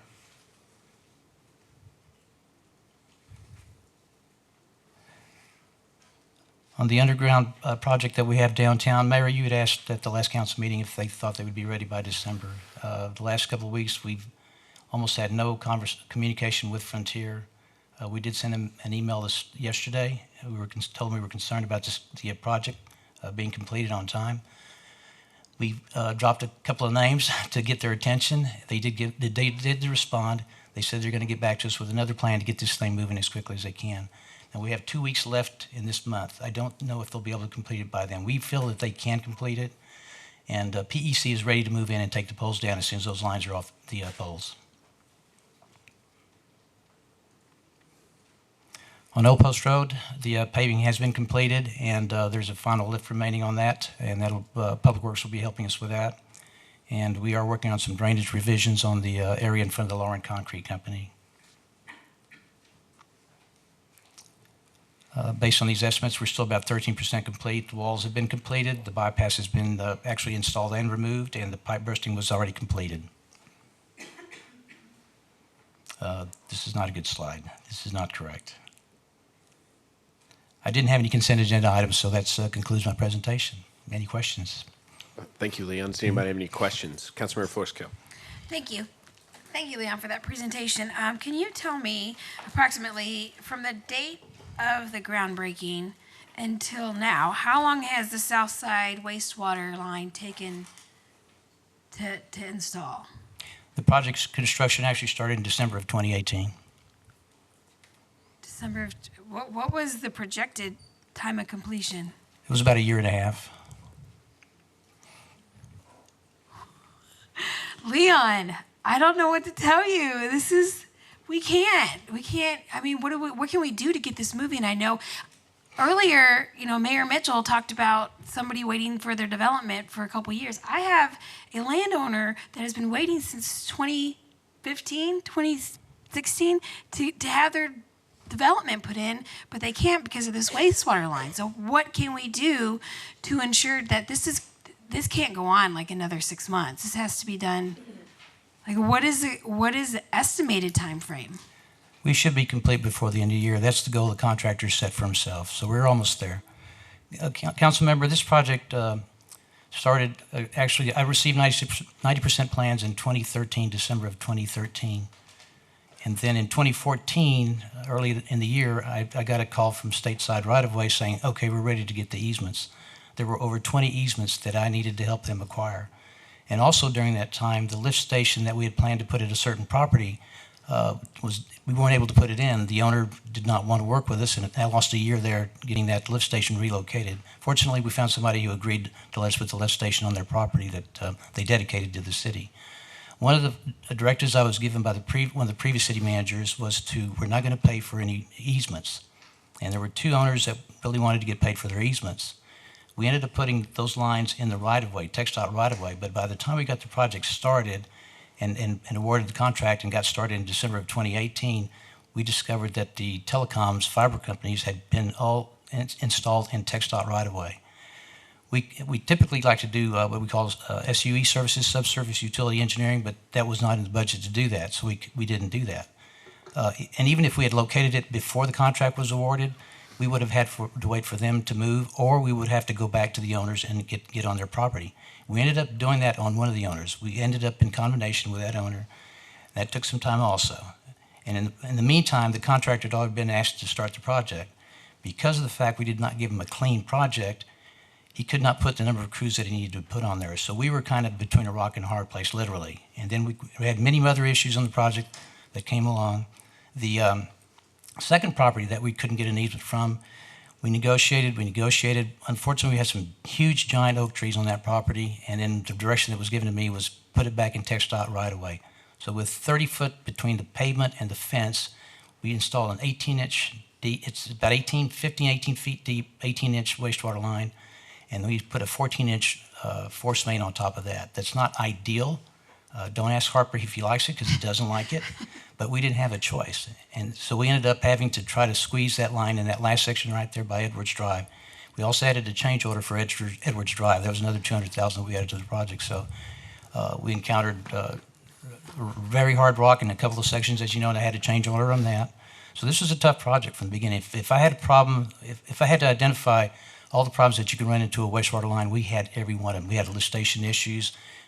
We had issues with the soils that we uncovered because we didn't take enough cores. We took them about every 1,000 feet, but things change very quickly underground. You just don't know what you're going to run into. And so there's a long story. There was a lot of issues with this project, and it was a long project. It was originally budgeted about $6 million. We ended up with about, we had good bids about that time. We had about $4.5 million is what was bid on that project, if I remember correctly. And we've added change orders for about almost 20%. So that's how big the project's gotten since that time. And material prices have gone up, but the contractors worked with us and stayed with us. But I appreciate that. Yeah. I appreciate it. And I don't mean to throw you under the gun. I get No, it. Council member, I do not like long projects. I get it. I don't like long projects. If we can, whatever I can do, whatever we can do, we can send Mayor Mitchell after them and say, finish it up. I don't know. We just got to do something because it's slowing down the development on that side as well. Expedite. In that case, that word means something. But yes. Gotta expedite. I totally appreciate that explanation. And gosh, my fingers are crossed that we can finish this year so we can get going on that side. So thank you, Leon, for that explanation. One more quick story. On the plus side, there was a project that was planned, and there was a huge oak tree that was going to be taken out as a result of that project. Because we had these delays, that's going to be changed, we hope, in the near future to where that huge oak is going to stay there. So you have to look at the bright side sometimes, and this was one of the things I was happy that they were never able to start that project because I hadn't finished the wastewater line. So sometimes there's a plus in it, whether you like it or not. No, I went out there, I saw that tree. The first thing I told that guy was like, that tree's so beautiful. Like, that tree is gorgeous. And so I really appreciate him. Now, by right, he can cut it down, but he said he's not going to. So all the more reason that I just want to get this done so he can build. Because what I hate to see is somebody who wants to develop who can't and yet still has to pay for that land. You know, that's nothing but a liability for that person at the time. So the trees, he assured me the tree is going to stay so long as city's willing to work with them. And so fingers crossed that all works through. But he is the exact person I'm talking about that has been waiting so long. He calls me routinely. I don't blame him. Thank you. Councilmember Zuniga. Hi, Leon. So I had two quick questions. The security fencing around the wastewater treatment plant, like what's that going to look like if it's already gone up? And also, how deep buried are the sewer lines that run to that treatment plant? Because when I walk around the neighborhood out there, sometimes you can hear water leaving homes just through the echoes of the pipes. So could you give me more information on those things? There's an existing 30-inch line that's leading to the plant. At one point in time, that was the only line going to the plant. It was installed by a private contractor. That the city had a contract with a firm to install the new wastewater line and install those two circular plants. And the plans are to replace that with a 48-inch force main. That's under design right now to replace those two, that line from a 30 to a 48. They're roughly 15 to 20 feet deep. They're very deep. And in addition to that gravity line, there's a force main in there for the reclaimed water that we send to the Plum Creek Golf Course. So there's an 8-inch line in there. We only have 15 feet of easement. So we're going to need more easement, and we're going to put in a bigger line to go to the plant. On the positive side, we recently completed the Button Creek Interceptor. That's about a 42-inch line that going in on the, I guess, the north side of the plant. So that relieved the flow off that particular line. That particular line gets a lot of inflow into the plant. So we're treating not only wastewater, but we're treating rainwater, which is not a good thing. So that's one of the good things about installing that new line. We're going to hopefully cut down on that. So I don't know if I've answered all of your questions, but it's... And then the security fencing around, is it going to be chain link or? I haven't really been out there to see it. I don't know unless Harper's been out there to see it or Tim's been out there to see it. I believe it's probably chain link with concertina wire on top. Maybe they can correct me though. Mm-hmm.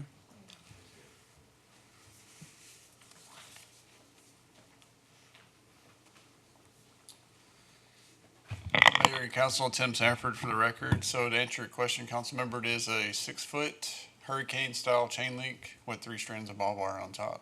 Will that be around the whole plant, or is it only? Without an illustration, it's hard to describe. It's not around the entire property. It's basically just going to encompass the existing facilities along with the new facilities with keeping in mind the future expansions that are going to occur to make sure we don't have to rebuild a fence that is required for the new facilities coming in. That's fine. Mm-hmm. Thank you. Thank you. Any other questions for staff regarding the consent agenda? All right, next up is the consent agenda. Does anybody have any items that they want to pull? Motions? Mayor, I'd like to go ahead and make a motion to approve consent agendas items 8 through 12. Second. All right, motion by Councilmember Zuniga, seconded by Councilmember Flores-Kell. We approve agenda items number 8 through 12. Is there discussion on the motion? All those in favor say aye. Aye. Aye. All opposed? Motion carries 6-0. Next up is agenda item number 13. This is a public hearing, not an action item. Conduct a public hearing on the creation of Reinvestment Zone and its benefits to the City of Kyle to provide a reasonable opportunity for any owner of the property within the proposed Reinvestment Zone to protest the inclusion of their property within the proposed Reinvestment Zone, which proposed zone consists of approximately 179.341 acres generally located east of Post Road and south of County Road 158, known as Limestone Creek. If there are no objections, I'm going to open the public hearing now. All right, seeing none, the public hearing is now open. Is there anyone who wishes to come forward and speak on this item? All right, I was told that the developer would like to leave this public hearing open as they continue discussions with staff, so there'll be another opportunity for them to speak at the next meeting. So if there are no objections, I'm going to leave the public hearing open and move on. Yes, sir. No objection. All right. Next up, agenda item number 14, consider possible action on 14 and 15 are related items, but it's consider possible action on a quote from OMJC Signal for the purchase of portable traffic signals in the amount of $331,600. And then agenda item number 15 is consideration and approval of a resolution related to establishing the city's intent to reimburse itself for the prior lawful expenditure of funds related to constructing various city improvements from the proceeds of tax-exempt obligations to be issued by the city for authorized purposes. Mayor. Mr. Hendrix. Councilor Tobias. Were we going to move to item 26 up front? I'm sorry. Thank you. Yes. We're gonna wait on those items. Everybody just real quick. Yes, I completely forgot. I apologize. Next up is going to actually be agenda item 26, discussion and possible action for renaming Arts Commission and add Arts and Cultural Commissions. Councilor Tobias. Thank you. Appreciate it, Mayor. Yes, I had some conversations with our Arts Commission chairman, and as you know, obviously, the weather's changing out there, so that means that holidays are coming, and that means there's a new year around the corner. So I think all of us need to get ready for a new year ahead of us. That includes grants that are coming around the corner starting at the beginning of the year. So with our conversation that I had, we're looking at trying to get council support on this. We have the Arts Commission that is newly formed this past year, and so we want to be able to look at getting a proposed new name. This is the reason why. I've got the backup materials there. Arts, along with the word culture, is to enhance the description and the work of this commission for the city. The roles and responsibilities section for the art commissions describes already lists cultural programs in bullet 3, and I'll also have Ms. Westbrook, she can help explain that as well. I think Ms. Forskale had a question about bullet 3. But with the word and adding cultural in the title, the commission can be reviewed for grant proposals that cater to cultural programs at local and state and national levels. The change of art to arts supports the expanded vision to be inclusive to all art mediums, arts. So what we're looking at, or what I'm proposing, is to have the Arts Commission, Arts and Cultural Commission is as the new proposed name for this newly formed commission. And the reason why is because, again, we want to be able to not just flag any types of grants that are out there, but it would also help these people to be able to see what we're at and so forth, because of course grant money is going to be coming soon. So Ms. Westbrook, if we wouldn't mind, I'm going to have her come up and also help explain the reasoning for the grant proposals. Because it can be a long process, but it comes quick. Good evening, City Council. Vanessa Westbrook, and I am the chair of the City of Kyle Art Commission. As Councilman Tobias has said, we had a discussion among the commission members about changing our name. Right now we're called Art Commission, but actually I was looking it up, and there's an S on it in some places and an S not in other places. So I went out. You can still hear me? There we are, I'm back. So the idea was that we add the S to arts, in the idea that we're looking at various mediums of art. For instance, one of our commission members is a master quilter. And the idea of quilting falls under the category of arts. And as we were looking at various aspects of art, we thought that adding that S gives us a little bit more of a net to throw out in regards to the various types of programs that we'll be looking at to send to you for approval as the year progresses, as well as years progress. Now, the other thing was the idea of cultural. So Arts and Cultural Commission is what we have in mind. And that is to bring in this idea that there's a cultural aspect to art also. And we would like to be able to pursue any type of grant opportunities that might come our way. I was just looking at the National Endowments of the Humanities, for instance, and they have grants that are provided under the category of arts and cultural. So that is something that we could look at. But the other thing too is to have entities come to us. And I actually had a call from someone over the past week who said that they were interested in looking at a program from a cultural perspective, the German culture, but did they need to come to us, or who exactly did they need to go to? And I was like, oh, okay, well, another good reason for adding that word culture to our name. And we were told as we started off that as we were looking at the description of ourselves, the job description, as we looked through those descriptions and we looked at some of the content provided in that description, if we felt a need for a change in something, to come to you and ask, for it. And so that was like our first decision, was to decide what we wanted to address. And we said, let's expand our name a little bit more to give a little bit more of a better perspective of what we could possibly be doing for the city.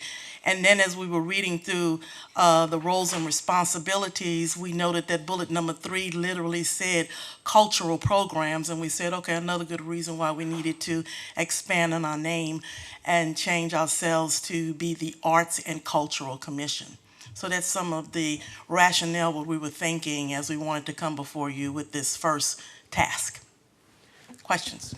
Exactly. So with that, having grants that are out there that we could go for at the local and maybe at the national level, that would really help the city of Kyle offset any kind of funding that we would need for if we want to do some kind of program, Yes. correct? Correct. Or maybe we can also put it to where we can also have some kind of event, correct? Correct. Possibly? Yes. So imagine this, if we got, let's say, a $50,000 or $100,000 grant that we can use to bring to the city as far as any kind of cultural, when it's related to music. Right. So imagine jazz on the lake, like a small jazz festival at Lake Kyle. Some of that money could be used for bringing bands, bringing the vendors, bringing that. And again, this is just me brainstorming of what could happen if we have that, to where we don't have to go to any kind of general fund. We could be able to utilize some of that grant money to offset some of the costs. Very much so. So I'm just kind of just brainstorming ideas like that, and also to bring and incorporate also with the Native Americans, tribes that we have here, we can be able to maybe expand that as well. If we're able to get grant money, we can be able to utilize that and bring some more of the exposure and the celebration of the different cultures that we have in our city. So that is kind of why I wanted to bring this to the dais to see if we could get support if you are in favor of changing the name to the Arts and Cultural Commission. Okay, does anyone have any objections to renaming the Arts and Cultural Committee, the Arts Commission to the Arts and Cultural Commission? I'd like to make, so I'm assuming this is not posted as an ordinance, so it still has to come back as an ordinance. All right, I'd like to make a motion to direct staff to bring back an ordinance renaming the Arts Commission to be named the Arts and Cultural Commission. Second. Motion by the mayor, seconded by Councilmember Flores-Kelser. Discussion on the motion. Councilmember Flores-Kelser. Just a quick question overall for Jerry. When you're talking about the grant writing and getting grants, is that something that the committee would do, or is that something that the city would do? Councilmember, we don't have a full-time grant writer on staff, so it would be a cooperative agreement between the committee and the staff. Okay, and you guys. And might I add that it actually says in our description that we have an opportunity to seek out grants. That was one of our bullets. No, I love grants. I just want to make sure we're clear on who's going to do them. Yeah. All right, thank you. Any other discussion? All those in favor say aye. Aye. All opposed? Motion carries 6-0. Thank you, Ms. Westbrook. Thank you. Councilmember Tobias. Thank you, Mayor. Sorry again, I forgot to bring that one forward. No problem. All right, so now we are back to agenda items number 14 and 15. I read them out earlier, but one is to spend $331,600 for portable traffic signals, and the other is a reimbursement agreement to allow us to use our general obligation bond proceeds to be reimbursed. Mr. Hendrix. Mayor and Council, once again, Jerry Hendrix, Interim City Manager for the record. Amber's not available tonight, so you're stuck with me.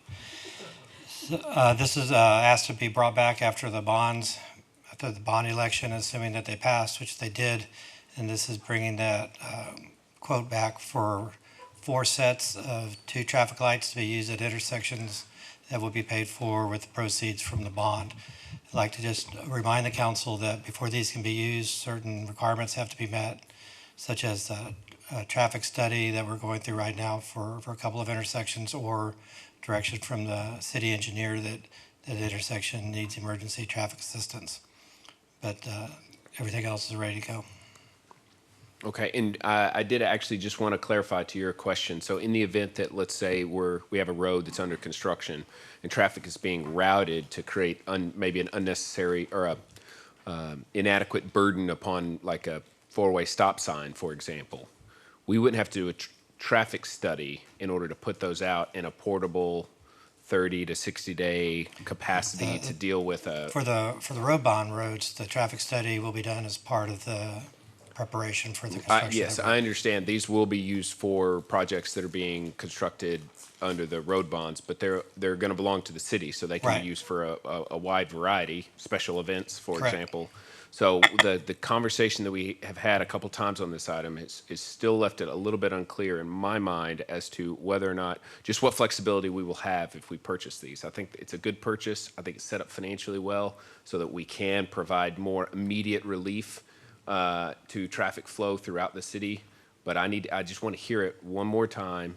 If a road is being constructed, or there's some accident, for example, that shuts down I-35, and we want to get these things out to help us to assist with directing traffic at an intersection for a day or for multiple weeks even, do we have the ability to do that without hiring an engineering firm to conduct a traffic study? We do.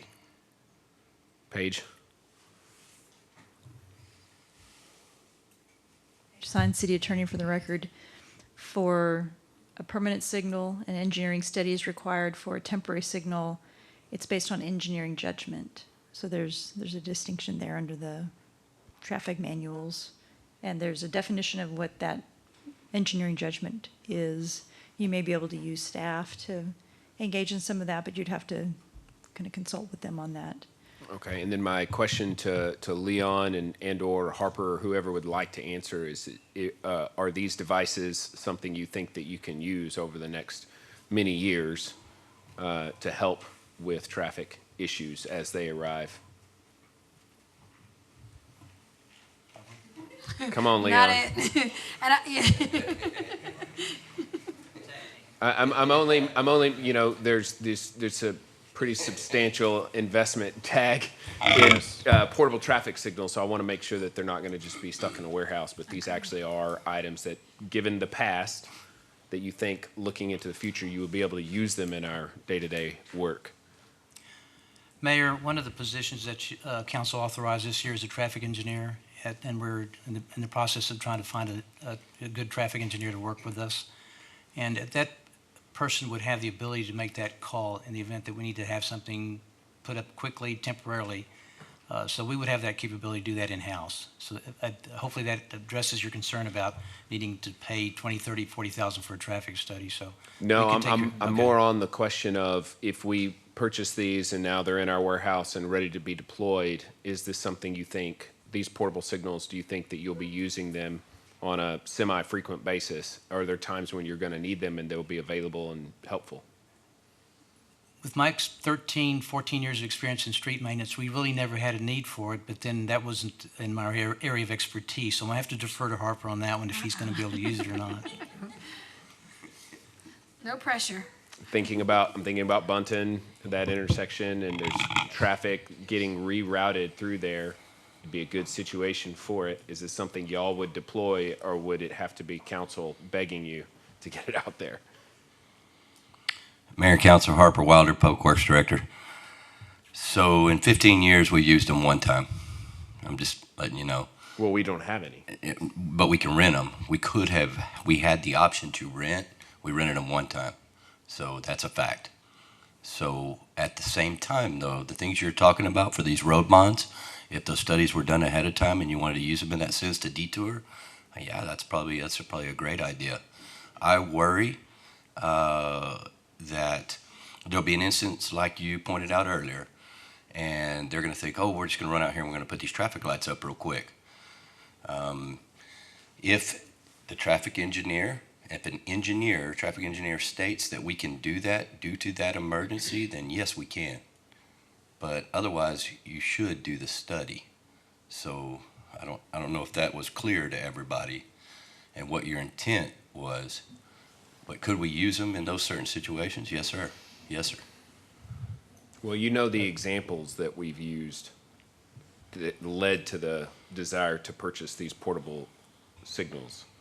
So, you know, it was the intersection of Bunton and Lehman, and then Bunton, Dacey and Lehman. It was those particular intersections and the way that traffic was backing up at those stop signs. And we didn't really have any option, but we knew if we had the portable signals, they could go out there and help. Is this a scenario where you would have used those portable signals if we had them? Yes, sir. Okay. I yield the floor. Councilmember Parsley. Thank you. I would assume that, I know that you mentioned that in 15 years you have used them once. 15 years ago, we didn't have the population or the number of roads we have right now. We're about to go into massive construction for, the next 10 years.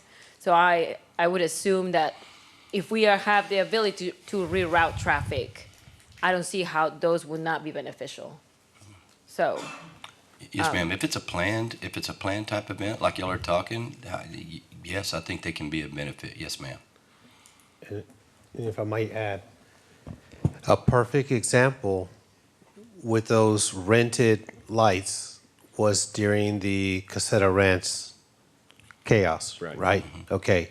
That was a perfect example about a year and a half ago when traffic was shut down and people were going all over the place, even through Steeplechase and so forth. Like, it just was chaotic where traffic was backed up all the way. Yes, sir. So it took a while for the traffic patterns to go through. People were against it, arguing it, but then in time, it did help with the flow of the traffic on that end, especially reducing the speed, which was the control from the beginning.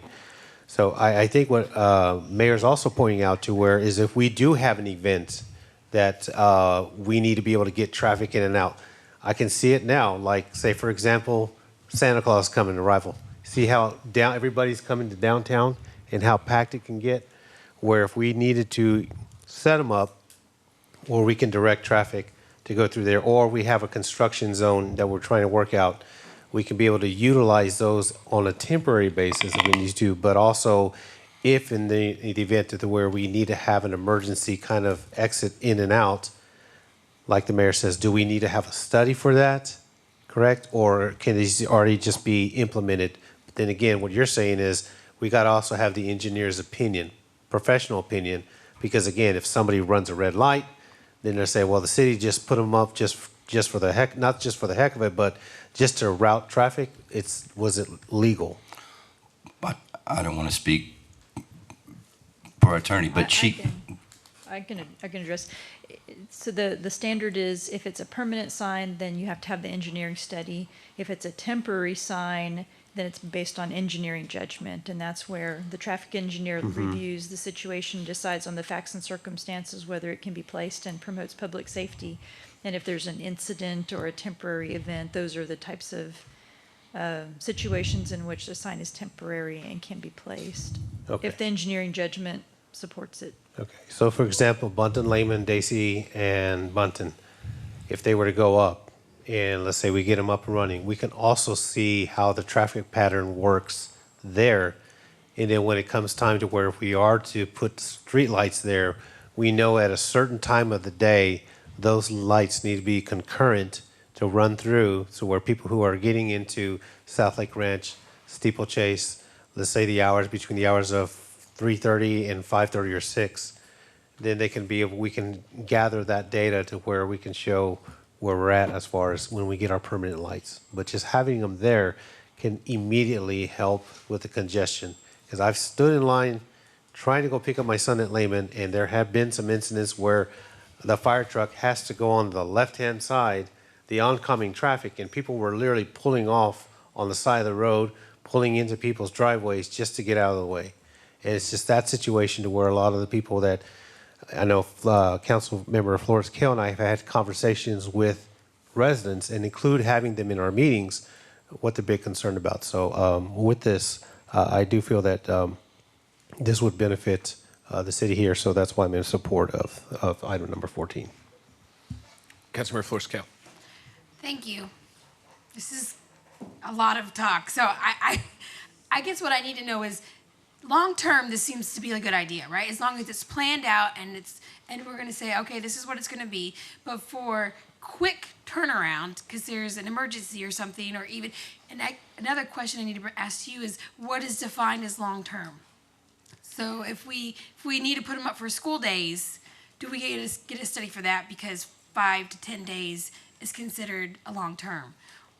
Is it defined? This is based on the Uniform Traffic Control Manual that Texas has adopted, and temporary is defined, so anything that would be outside of that would be permanent, based on what I'm understanding. And so it's a temporary zone if conditions are changed because of a work zone, an incident zone, or a planned special event. So, Yeah, through uses of these types of devices, uniformed law enforcement officers or authorized personnel. So they've got kind of three broad categories of when a temporary sign can be used. so what it sounds like, if we're going to use it for the start of school or for the current situation for Button and Layman, there for sure a study would have to be done because it's longer than an event. And again, so when I talk about engineering judgment being used, the engineers, they understand the traffic control manual and how all of that works. That's part of their training, is to apply the terms of the traffic control manual. So that's an additional resource that you have that would be able to, kind of, it's where the rubber meets the road. It's where the law meets the engineering meets the incident. So you've got a better, fuller response from that expert. So that would be assuming that we could contact an engineer and they could make that decision. I mean, that's a process too, right? Like if we say, okay, well, we need something for the next 2 weeks, the engineer can't come out for 4 days. Now we're looking at, 10 days that we can utilize it because the engineer has to come out and assess that. Is that correct? It requires the use of engineering judgment. So it's either somebody you have on staff or, if you're Leon? contracted with somebody. So in the past, and this is for the street department, the things that I think you're referring to, the signage and whatnot, like temporary stop signs. If the power's out at Kohler's in 1626, whatever, we have the right to take temporary stop signs and set them up out there. They may not be to standard, the right height and all that, or the right width and all that, but it's an emergency situation, so it's considered a temporary setting. We have the right to do that. Traffic lights, me and Leon were just discussing, I'm not 110% on the temporary traffic lights that are a little different, so that's what we're a little worried, I guess, about the liability factor involved. But if legal says that it's okay, if an engineer says, hey, you can go install these, and as public works, we'll go install them. I don't have a problem in doing that. We were just wanting to make sure that we're on the same page with whatever we're allowed and not allowed to do, if that makes sense. No, I guess my concern is we're spending $331,000, and I want to make sure that we could collectively use these for where we think there's real issues at. So if we're thinking that this is going to be a solution, and we all know this is not a long-term solution, right? What we need is arteries and we need road updates for long-term. This is just going to be for short-term, I'm assuming. Like maybe when school starts or. I guess I'm confused as to when we're gonna. So the way I see it is that these are tools that we're purchasing to put in their tool box, so that when an issue comes up and we can do more than just, put an item on the agenda. We have a solution that we've equipped them with. So I don't know that we're going to be able to solve the actual case issues now. The decision we have to make is whether or not we want to make this purchase to give them the equipment, to do that. Because these things are going to last 20 years, they're hopefully going to be used all over. But the big question is, I'm sorry, you still have the floor. You want to That's finish? okay. All right, Councilmember Parsley. Well, we have a quote for 4. Do we need to buy 4? Why don't we buy 2 and try, or 1? You can only buy them in 2s, I think, right? Well, can we Well, buy just 2 and see how that goes? And if the road, if as the bond progresses, as we start building the roads, we find ourselves in the need to get 2 more, then we can get 2 more. That wouldn't be 331,000, but 165,000 or something like that. But I think we needed 3 for Button and Layman, which was a concern. Because it's a 3-way stop. So it's not just going this way, it's also traffic going this way and this way. So sometimes we're going to need 4. Yes. Sometimes at Button and Layman, we're going to need 3. So if we just had 2, then what happens to the road that doesn't get a stoplight? Yep, we had the same thing. We had 4 at Daisy, Okay. because you have to have the oncoming traffic north and south and east and west. So with that, Mayor, I'd like to go ahead and make a motion to approve agenda item number 14. And 15? And 15, 14 and 15. Second. All right, motion by Councilmember Tobias, seconded by Councilmember Parsley, that we approve agenda items 14 and 15. Is there discussion on the motion? Yes, I don't really like the fact that they're together. Because again, I'm okay with 14. With 15, I'm not. I mean, it could pass and I get it, but I'm not. I don't want to vote yes for one. For both, you know what I mean? I want to vote yes for both of them. And so I would like it if we could separate the two, and then I could So take you, two separate you have a votes. problem with the reimbursement? Yeah, item? I have a genuine question why don't we just issue them now? Like if we're going to spend money now and we know it's going to take up to 18 months, why wouldn't we just issue the bond money now? I'm getting a nod. I don't think the issue is, the plan is to issue a bond. We're going to spend money out of the general fund to acquire these. And then when we go to issue our first Reimburse. bond, this will be one of the IOUs that we get paid No, back on. I totally understand that. But if we're going to use the bond money, I guess my question is, why don't we just put the bond money out? I think we will, but they're separate. This isn't an issuance of CO or GO bond proceeds to pay for this. This is a reimbursement agreement. It says that when that happens. I get it. Okay, so for one, I think number 14 was already budgeted. Is that correct? No. No, the plan has always been to reimburse ourselves from the bond. If the bond had not passed, Yep. we wouldn't have brought this back because that was the direction. Okay. Well, to me, I just feel like it takes a long time for the bonds to process. So why wouldn't we just, start to bond out now instead of reimburse? Well, right now, there's planning going on the first tranche of bond issuance that will cover a number of things, and this will be one of those things. Okay. Yeah, there's underwriting fees and a lot. Right. So you're going to want to do probably a $20 million bond You- when the time comes. You don't do it piecemeal. Right. Look, so I'm okay with 14. I'd really like to see 15 done differently. So that's why I kind of wanted it two votes. Well, we have a motion and a second on the table. Do you want to restate it so that she can? Yes, focus on 15? I'll go ahead and amend my first motion. Mayor, I'd like to go ahead and make a motion to amend my motion for 14 and 15. Second. Okay, the motion is just for agenda item 14. Yes. Seconded by Councilmember Parsley. Just as an FYI, if we vote 15 down and 14 up, we have to bring back a budget amendment. So, just FYI. Is there discussion on the motion? All those in favor say aye. Aye. Aye. All opposed. Motion carries 6-0. I'd like to make a motion to approve agenda item 15. Second. Motion by the mayor, seconded by Councilmember Tobias. Is there discussion on that motion? All those in favor say aye. Aye. Aye. All opposed. All right, motion carries 5-1. Next up is agenda item number 16, discussion and possible action regarding adding police department signage on the Public Safety Center. Mr. Rosborough. Good evening, Mayor and Council members. Brian Rosborough, OMJC Signal. I appreciate y'all having me here tonight. What you have before you, we were asked to present some options for additional signage on the front of the new Public Safety Center. As you may recall, right at the front entrance of the building, as you'll see in the rendering there, we have what I'm calling a slab that expands across the front of the building that reads City of Kyle Public Safety Center. That material has already been fabricated. And so we were asked to present options from the design team where we could place additional signage identifying the police function of the building. And so what you have before you are 10 different renderings with some different verbiage options to present that police verbiage. So with that, glad to try and answer any questions. The architect is not here tonight, but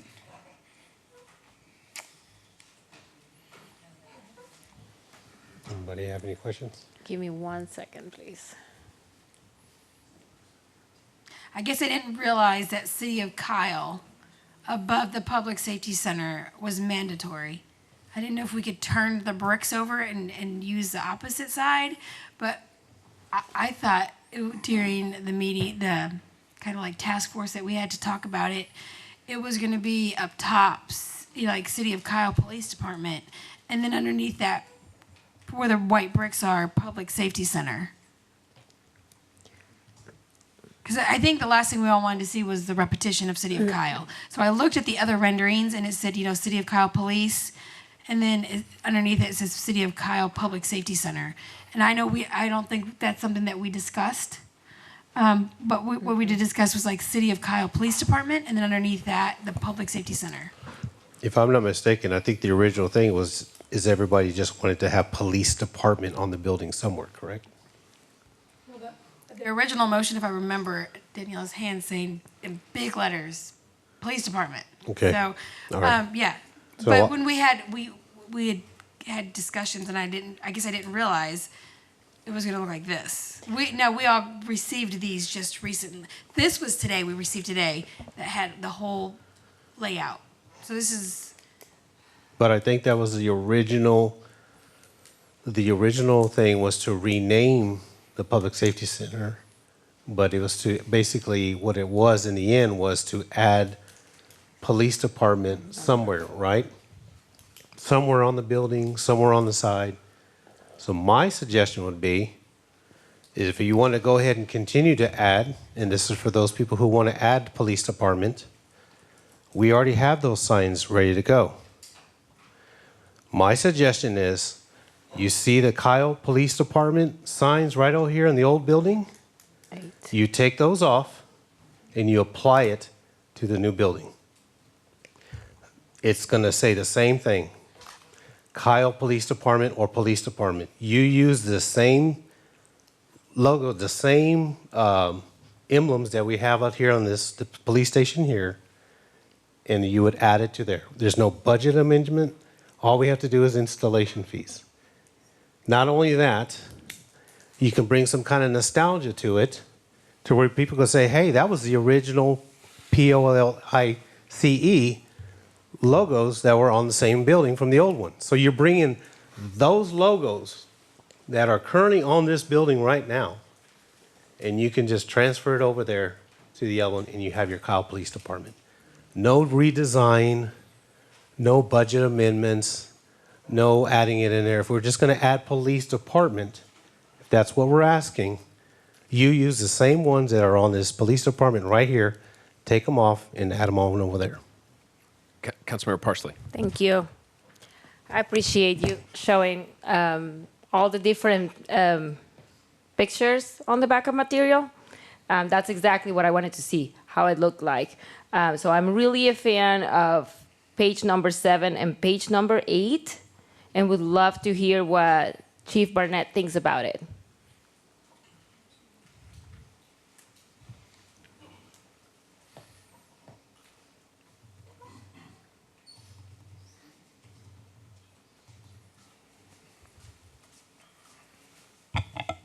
Thank you, Mayor and Council. Jeff Barnett, Chief of Police for the record.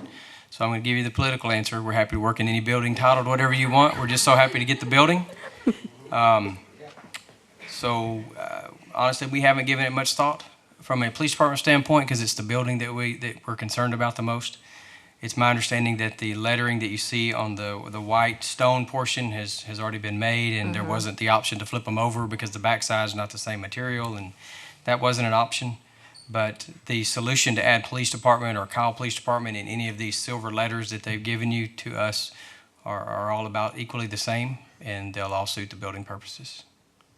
Thank you. Yes, Do you ma'am. like that it says police department, though? I would love to hear that. Sure, there's nothing wrong with it at all. We didn't really have a administration at the police department really had no strong feelings one way or the other. We think it's going to be a beautiful building whether you add that or not.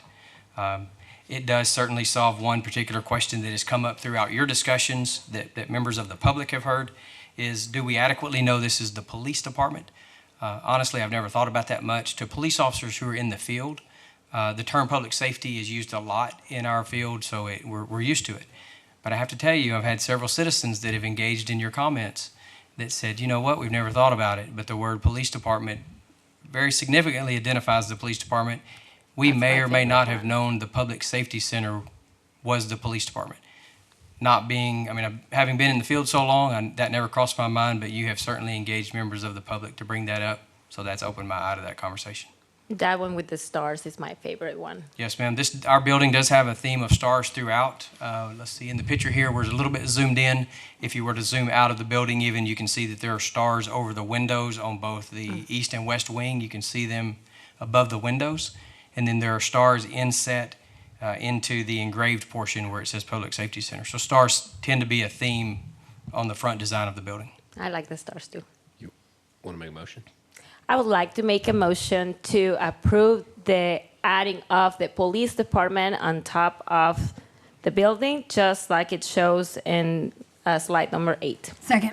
Motion by Councilmember Parsley, seconded by Councilmember Flores Kale, that we direct staff to bring back or to install police department as shown in slide number 8 with the stars. Is there discussion on that motion? Mr. Rosborough. Yeah, just one thing I wanted to clarify. I think it was stated that those letters are silver or chrome. They're actually like a Luder's, like a white limestone, which matches the stars that are on the side of the building. Oh, so beautiful. that's the same material. So I just wanted to clarify that. Councilmember Parsley. I do want to say thank you to Councilmember Flores Kale for bringing this over in the last agendas. Thank you so much. Councilmember Flores Kale. I want to state for the record, this was not meant to be political. It was a genuine question because I had someone say, I don't care what it's called. And I'm like, you don't, because you've never had to walk into a police department as somebody who may be a victim or a rape victim and needs to go to a police department. If they pull up to a building that says Public Safety Center, do they know that this is actually the police department as well? And so to protect our residents and to make sure visitors and anybody else that is not, I mean, we are deep in this. We know what it is, right? It's a public safety center. And so, but not everybody understands that. I mean, some people didn't even understand that there was an election this year. And so for someone to not quite understand that this public safety center is also a police department means a lot to me. That matters to me. And so this was not meant to do, this is not a fajita drive, right? This was just something I think we inadvertently looked over and we realized, okay, we may have missed something. And that's all it was. It wasn't meant to be anything more than that other than looking out for the residents. All right, Councilmember Tobias. Obviously, there'll be a change order, correct? Yes, sir. Okay. Do we have a cost of how much that would be? We don't have it yet. Okay. Once we get the verbiage and everything approved, then we'll obviously go back. But Would those signs that are currently on this police department here, would that work with here, adding on? honestly, I don't know. I'm trying to think of what's over there. I'm and just how trying to big they keep are. also a tradition as well, since we're moving from one building to another, to maybe just have, if we're going to be going with adding police department, if it goes through this vote, is using that kind of, is using the sign, the actual logos that are there already. So there wouldn't have to be a change order. It could be just a matter of a swap. But if it means that it's going to look a lot different than what we have here, then so be it. Because I'm just trying to find a more easier way to resolve this. Yeah, if I recall, those are an aluminum or a brushed something or another, so it would definitely change the look of the building. It wouldn't necessarily match what they have now, which is the looters, the limestone. And without looking at them, sometimes removal and reinstallation, there's a premium for that because you're trying to protect it. You're trying to selectively demo it where you're not hurting stuff. So with this, they can apply these letters directly on top, Good. at any time. So it'll be a cleaner installation, I think. Yes, that's good. Yeah, I think that the size of the letters as well would probably be different. So I'm not sure that they would fit right there. I do think it's a good look. And I also think it's actually quite consistent with the direction, even with the hand motion. City of Kyle Police Department, right under it is public safety. Not that that was an official part of the motion, but it was we were trying very hard to provide clarity. And I'm actually pretty impressed with what came back because I think that solved it. And I just want to say that obviously there's sensitivity there for those of us who were a part of the naming of the Public Safety Center, but I think that this is a pretty solid compromise, so one I'm happy to support. Any further discussion? Councilmember Zuniga. I actually prefer number 3. It's more of a straight, clean look, but I'm okay with any suggestions. As long as it has police department. I just thought the stars were a little much everywhere, and I didn't like the frown. But that's, of course, just my opinion. Can we see slide 3?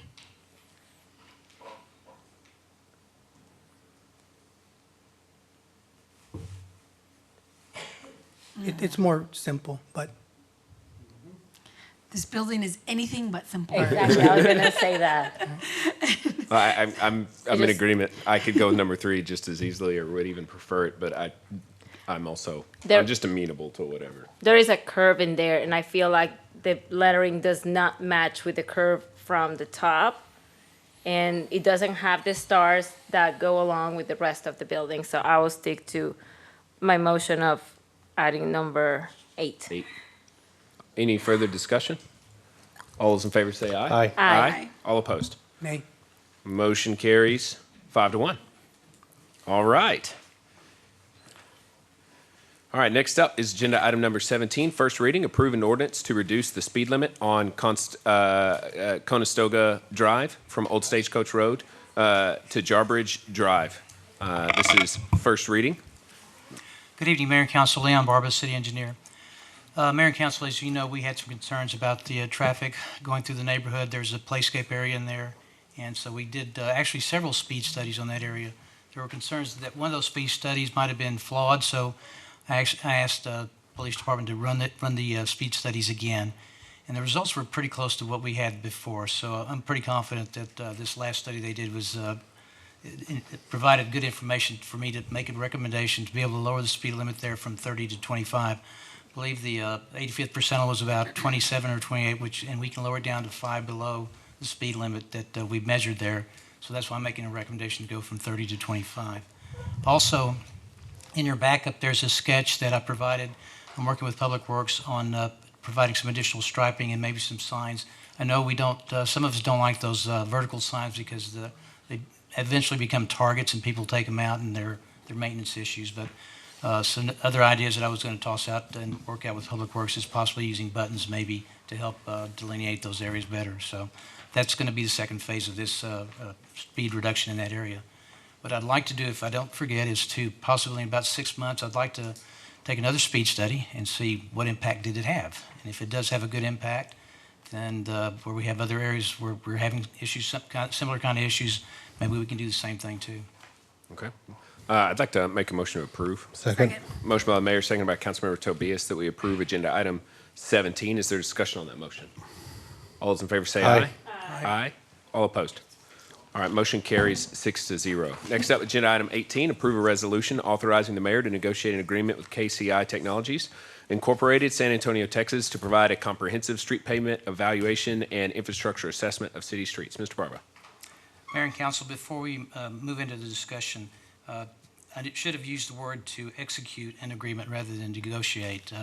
Usually I negotiate with the engineering firms and try to get the best price and get the most scope of work on our projects or these contracts that we put together. So if you decide to approve this particular resolution, if you would just make sure that you show that as execute the agreement rather than negotiate the agreement. Okay. We had 7 submittals from various firms to do our pavement assessment. The last time we did a pavement assessment was back in 2015. And so we're a little bit behind the curve on trying to get our pavement assessments up on a regular basis. Typically, I'd like to do this about every 4 to 5 years. The one thing I wanted to point out is when we did our first pavement assessment, we had about 120 centerline miles. Today, we're at about 184, so it's over a 50% increase in our roadway system. And one of the things that we use these pavement assessments for is to determine our resurfacing programs. Do we need to do some major rehab? Do we need to do some overlays? Do we need to do some resurfacing with microsurfacing or seal coats? That's what we use these assessments. Now, some people think that you can just look at this study and say, okay, this one got a score of 75.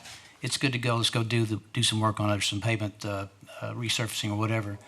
But when we look at these numbers, we also have to go out in the field and look at those particular roads just to make sure that, not that we don't trust the pavement assessment, but things may have happened differently since we did the last pavement assessment. So we have to look at those numbers carefully. So we not only get numbers that assess our roads, but we also make a visual observance of those roads before we put them on a resurfacing list. So if you have any questions, I'm available for any answers. Thank you, Leon. And I was a part of the, not the awarding of the contract, but the results of the pavement study as it came in, I think in 2016. And one of the things that I found interesting, I'm not sure if council's aware, they actually go out with cameras.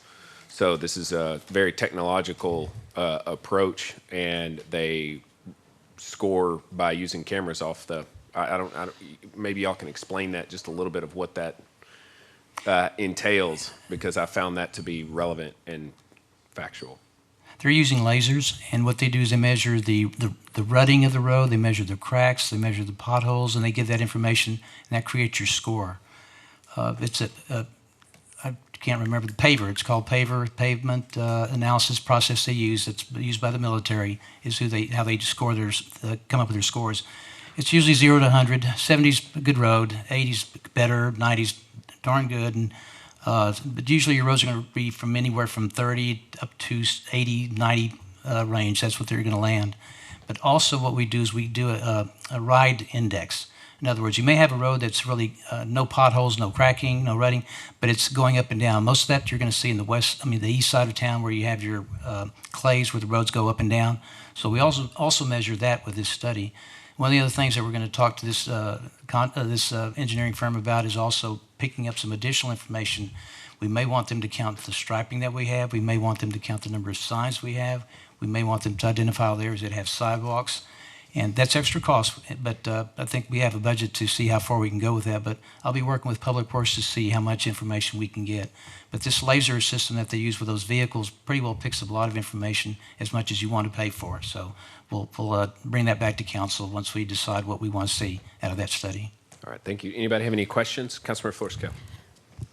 Leon, I was really nervous reading this, thinking that Mayor Mitchell was going to negotiate a contract about engineering. I thought maybe he went and got some kind of degree or license behind our back.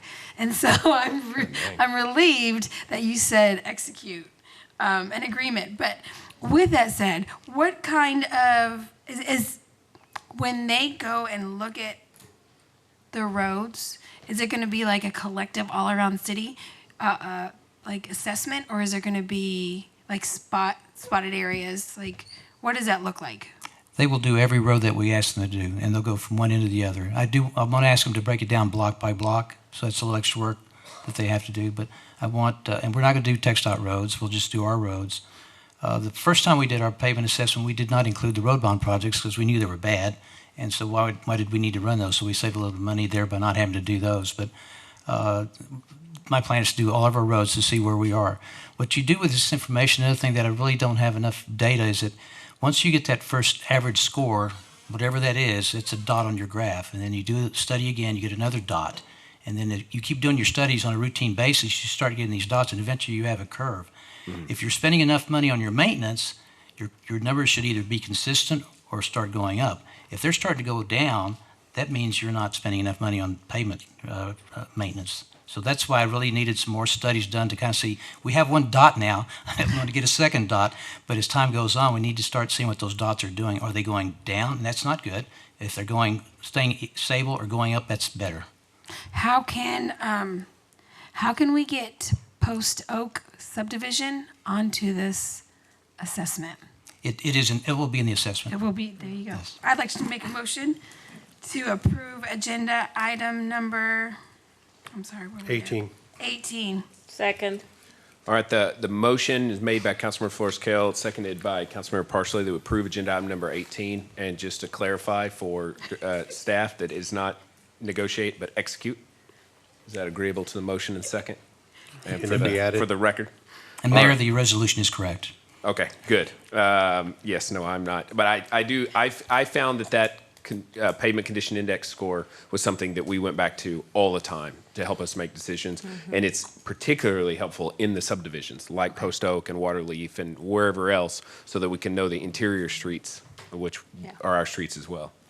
All right, any discussion on the motion? All those in favor say aye. Aye. Aye. All opposed? All right, motion carries 6-0. Next up, agenda item number 19, approve task order number 2 with RPS Infrastructure Incorporated, a civil engineering consulting firm to provide field notes and surveyor meets and bounds map for the Marketplace Avenue extension in an amount of $31,950.25. Mr. Barba.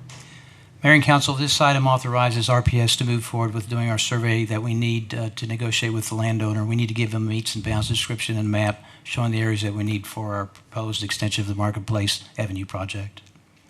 Any discussions for Leon? Councilmember Tobias. Mayor, I'd like to go ahead and make an approval motion to approve item number 19. Second. Motion by Councilmember Tobias, seconded by Councilmember Parsley, that we approve agenda item 19. Is there discussion on the motion? All those in favor say aye. Aye. All opposed? Motion carries 6-0. Next up, agenda item number 20, discussion and consideration to approve the 104 South Burleson project schematic design plans, budget and schedule to proceed into the design document phase of design. Mr. Ryan Rosborough. Good evening, Mayor and Council. Again, Ryan Rosborough with AGCM. For the record, so what we have before us tonight, kind of the idea going into this, you know, we've been working with task force for a few months now on coming up with some schematic plans for the 104 South Burleson project. And what we wanted to do tonight was kind of bring you an update on where we stand with that. So the way we wanted to package this together in the name of kind of transparency and making sure that everybody's communicating. What we don't want to do is get 6 months, 8 months, 10 months down the road in design, come to council and find out we were headed down the wrong path the whole time. So what we're trying to do is bring you at different deliverable milestones during the design process. We thought we would bring you, here's where we stand on design, and then along with that, here's the budget that goes along with that design and the schedule that goes along with that design. That way we can keep everybody plugged in and up to speed on where we stand, and more importantly, where we're moving.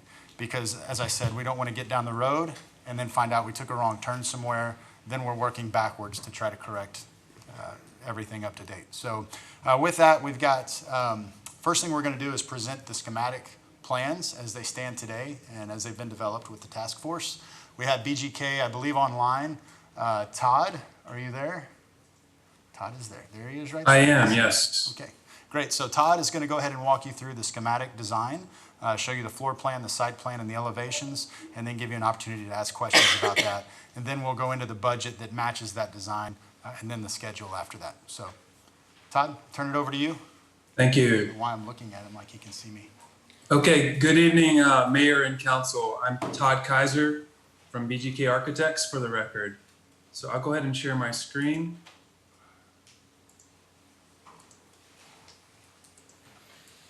And as Ryan said, so we are really in the first phase of design. So I want to just sort of state that this is the first step. There are typically 3 stages, the first being schematic design, the second being design development, where we really refine the ideas, refine the design, if you will.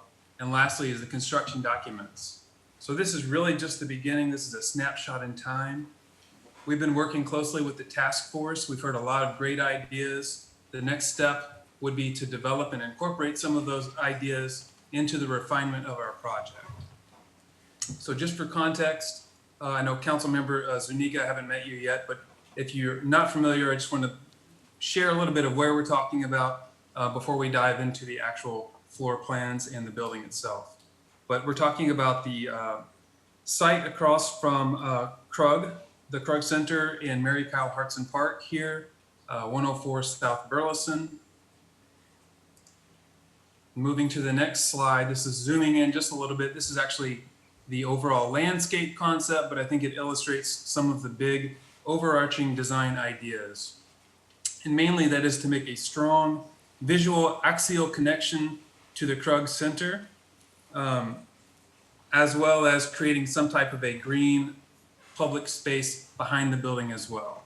So on the ground floor, we're talking about 2 potential retail or commercial spaces, if you will. The larger space to the south would be a restaurant. The smaller commercial space to the north, we're imagining as retail, with the potential to become possibly a small cafe or something in the future. There is that potential. Looking at the floor plans, I'm going to start with the ground floor, and we can zoom in and talk more in more detail if you like, certainly in Q&A or now, just stop me if you want to. But we're looking at the restaurant here with a number of large storefront openings. We have a operable, right now, currently a garage door that can be lifted up here in the center, and both facing Burleson and then also facing the public space in the sort of the back plaza, if you will. And then there's a breezeway or a public pass-through that you can walk through, and we imagine that there could be a potential for dining all along this elevation, so outdoor dining that could spill over from the restaurant along into the breezeway, as well as into a large, generous sidewalk along the Burleson front. This small space here is around 800 square feet. This is, again, a small retail space, probably large enough for maybe 1 or 2 tenants at most.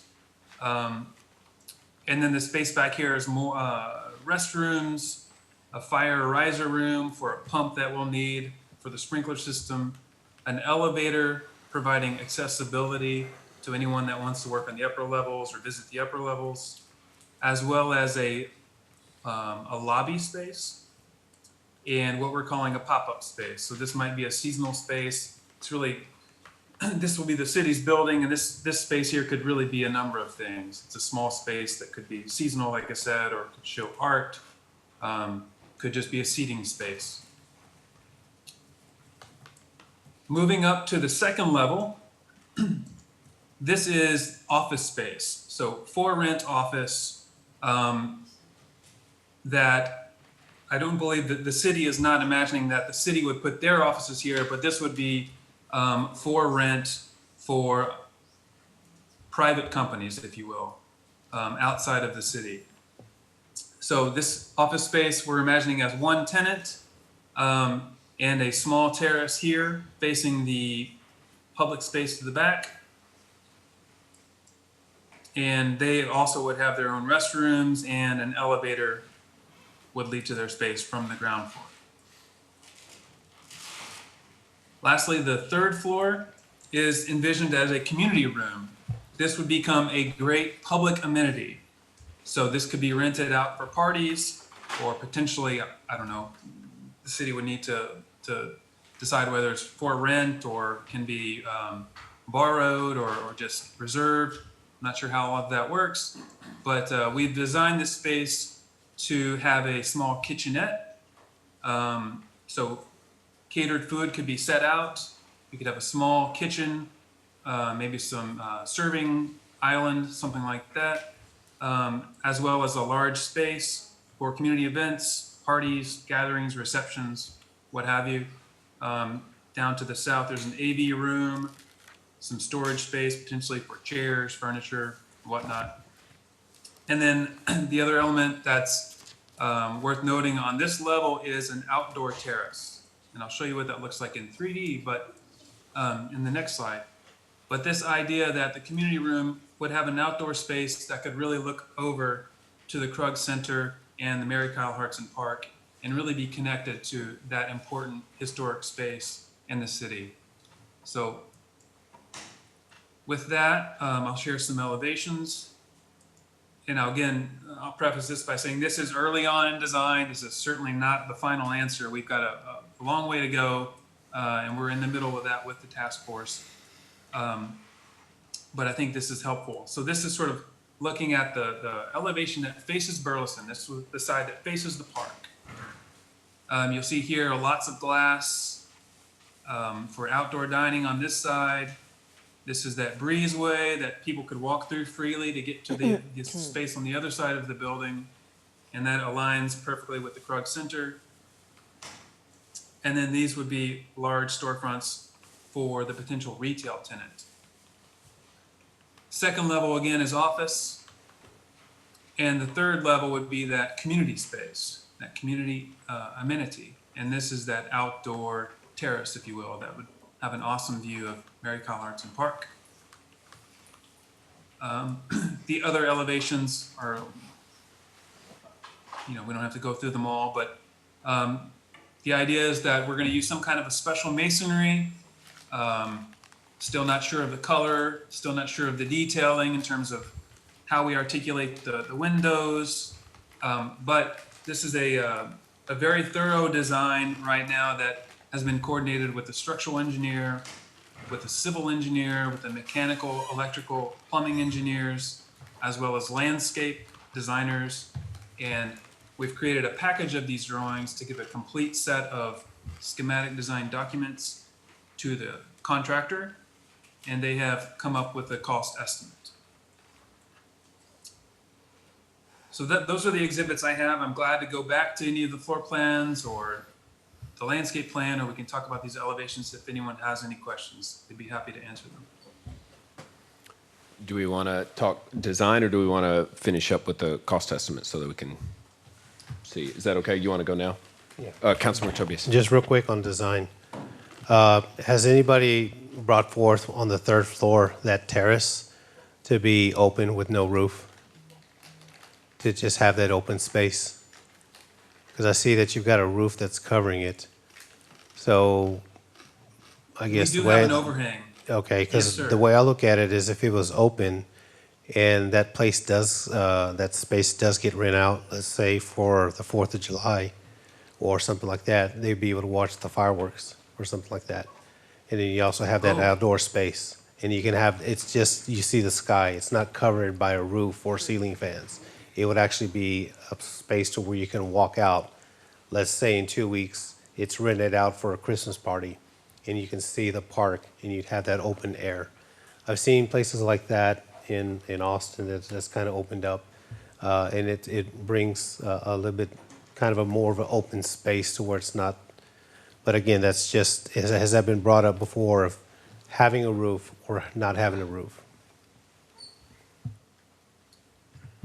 I believe we looked at it early on and we looked at a partial roof, so more of a slat type condition.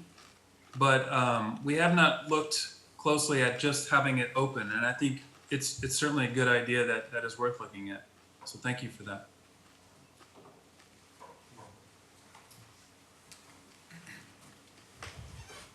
Okay, and we can circle back on this too as well after we've gone through the other attachments here. I'm going to repeat something that Todd shared. Just, I think it bears repeating. What we're presenting tonight, what we're asking for is approval to move forward into the next phase of design, which is design development phase.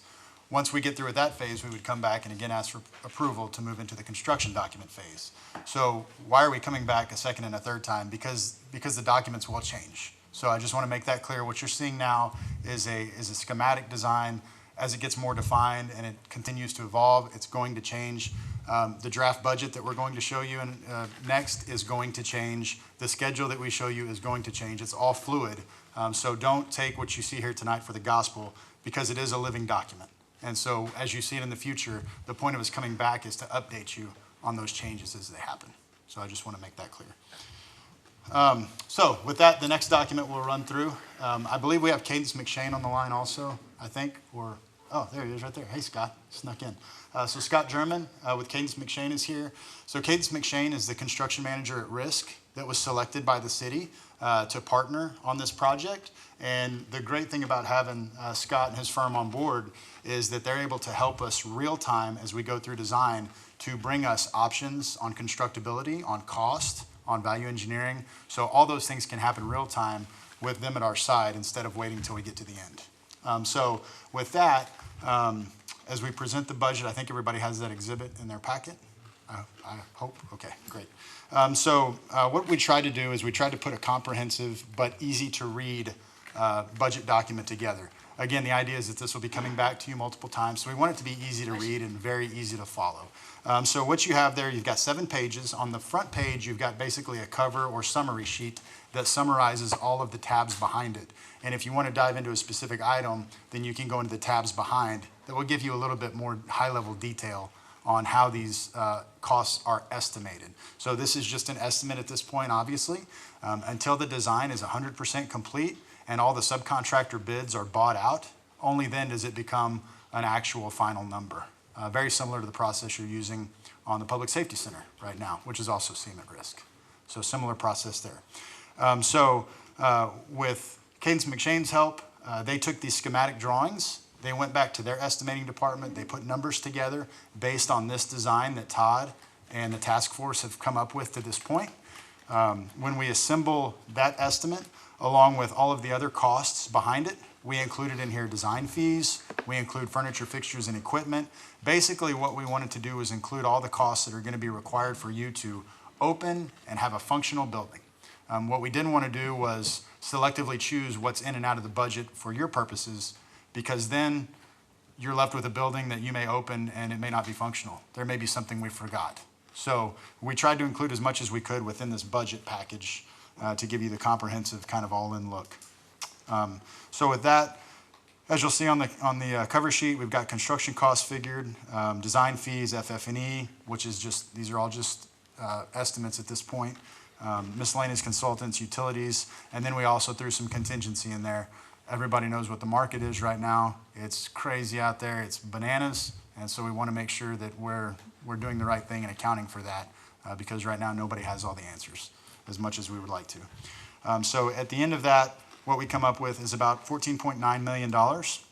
So the original budget that the city had established was about 10.4 and some change, almost 10.5.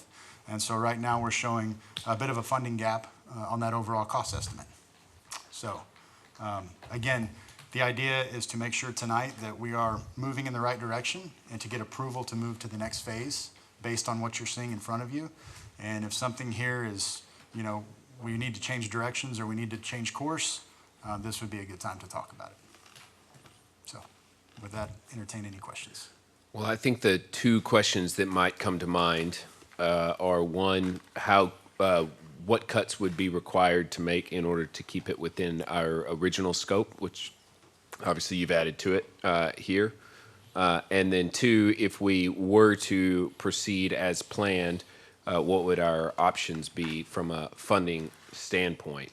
So I'm not sure if Pervez has had a chance to look at this, but I thought it might be worthwhile for us understanding that we are looking at a sizable funding gap in order to get this project back on track, to give some direction to Pervez to come back with some different options for how we may fund it. I know we've also been discussing other options in executive session, but that, you know, there's some time there. So that's going to be my suggestion. I don't think we're going to be able to solve it right here. Does anybody have any comments or feedback on that? I agree. It may be a little bit more according to what we're seeing here. You're seeing an increase in the budget on this. Yeah, we're gonna have to. We're gonna have to either use some kind of debt in order to catch up. We're gonna have to increase the cash amount in order to green light it, or we're gonna have to cut the costs. So those are our three options. And I would just love to hear how we would achieve those different options so that we can look at it. One would be a reduction in scope to stay within budget. One might be financing options. And then one might be cash options and how we would amend our budget in order to achieve that. Councilmember Parsley. I just would like to add that what we make out of this building is going to set a mark for whatever comes next. So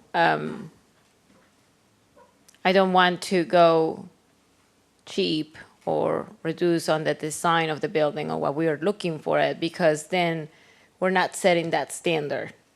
So if financing it's an option, I think we should really look into it. This is a building that is going to be right in front of the square. So it's going to be a landmark. It's just saying that I would like to see if we can explore options of financing if we do go above the budget. Councilmember Zuniga. Well, I also think it is a $4.4 million more over the budget. So, yeah, we don't have to cut back a lot on the quality, but maybe there's some room that can be reduced and still get a very good design. So if y'all don't mind, I'll just kind of, there's two approaches you can take, right? With all of our clients, it's either you can program the project up to whatever your budget is. The challenge there is sometimes then you're left with a project that is not what you wanted it to be because you're constrained by the cost. So it may not be functional for what you're looking for. The other way to do it is to budget to the design, which is the approach that we're doing here. So we're making sure that, you know, based on the task force input, that this is what's needed. These are the needs of the facility. So as far as cost reduction is concerned, you know, you can always value engineer the building. And I hate those words. I hate it. And I know Todd and Scott's, yeah. Value engineering is you get a watered down version of what you wanted and what you were hoping to get. And to your point, I know y'all don't want this to be a cheap building. You want it to set the tone. So value engineering, even then you can only get, you know, maybe 10, 15% squeezed out of there. So you've got a cheaper looking building and you still aren't going to get all the way there. So then the next logical step is scope reduction, actually cutting scope. So what can you cut that you don't need? Or do you need it all? Right, it's two-story versus three. It's a smaller footprint. You're going to have to cut deep in order to probably make it into the budget. But I would like to know what that option would be. I feel like in order for us to make an affirmative decision that sets this project up to succeed, this next step is really important for us. This is where we have finally gotten prices to start to match with what we've wanted. And the building, as it's being proposed, that layout is exactly what we've set out to build from the very beginning. So we put dollars towards it, and we're continuing to make the budget work, but it's not my first time doing a project like this, and it's very common that it gets to this point. So, but in order for us to be able to take a vote and affirmatively approve and doing that, we're going to need options from finance. So as I see it, there's three options. One would be a general package focused on scope reduction. Two is a general package focused on cash funding. And three is a general package that also includes some kind of a debt component, whether that may or may not even be possible. So we need those three sort of options brought back, and then I think that gives us a choice, and that allows for us to move forward with some council direction to approve and go to the next step. Does anybody have any objections to giving staff that direction to bring back? No. Councilmember Florescale. Thank you. I would also like to add, maybe Perez give additional information on ways that we can fund it. If this is a 2-year project, I don't know how long it's going to take, but if it is, maybe we could pay some from one fiscal year, I think that we have, and the next fiscal year, which would be like a third of what we originally budgeted anyways. What I don't want to see is more bonds, more financing, more bonds, because with the way the economy is, there is no guarantee our housing prices or housing values are going to sustain what they are now. So if we get into a year where the ad valorem tax is a lot less than we expected, I don't want to have a half-finished project. So I love Perez's brain, and I like to pick it. So if you'd like to give us some of your advice, I would appreciate it. So Mayor and Council, for the record, I'm Pervez Mahid, City's Director of Finance. I have carefully reviewed the documentation presented to you in your agenda packet. In my opinion, we have a gap of about 4.5 million. Bond financing is not an option unless council is willing to raise property taxes. So that option is off the floor. So that leaves us with the other two options that the mayor talked about: scope reduction or cash financing. Cash as you go. And we can do that. I don't have a firm answer for you tonight. My short answer is no. My long answer is it depends. So let me elaborate that. And I think you should have this insight before we meet again.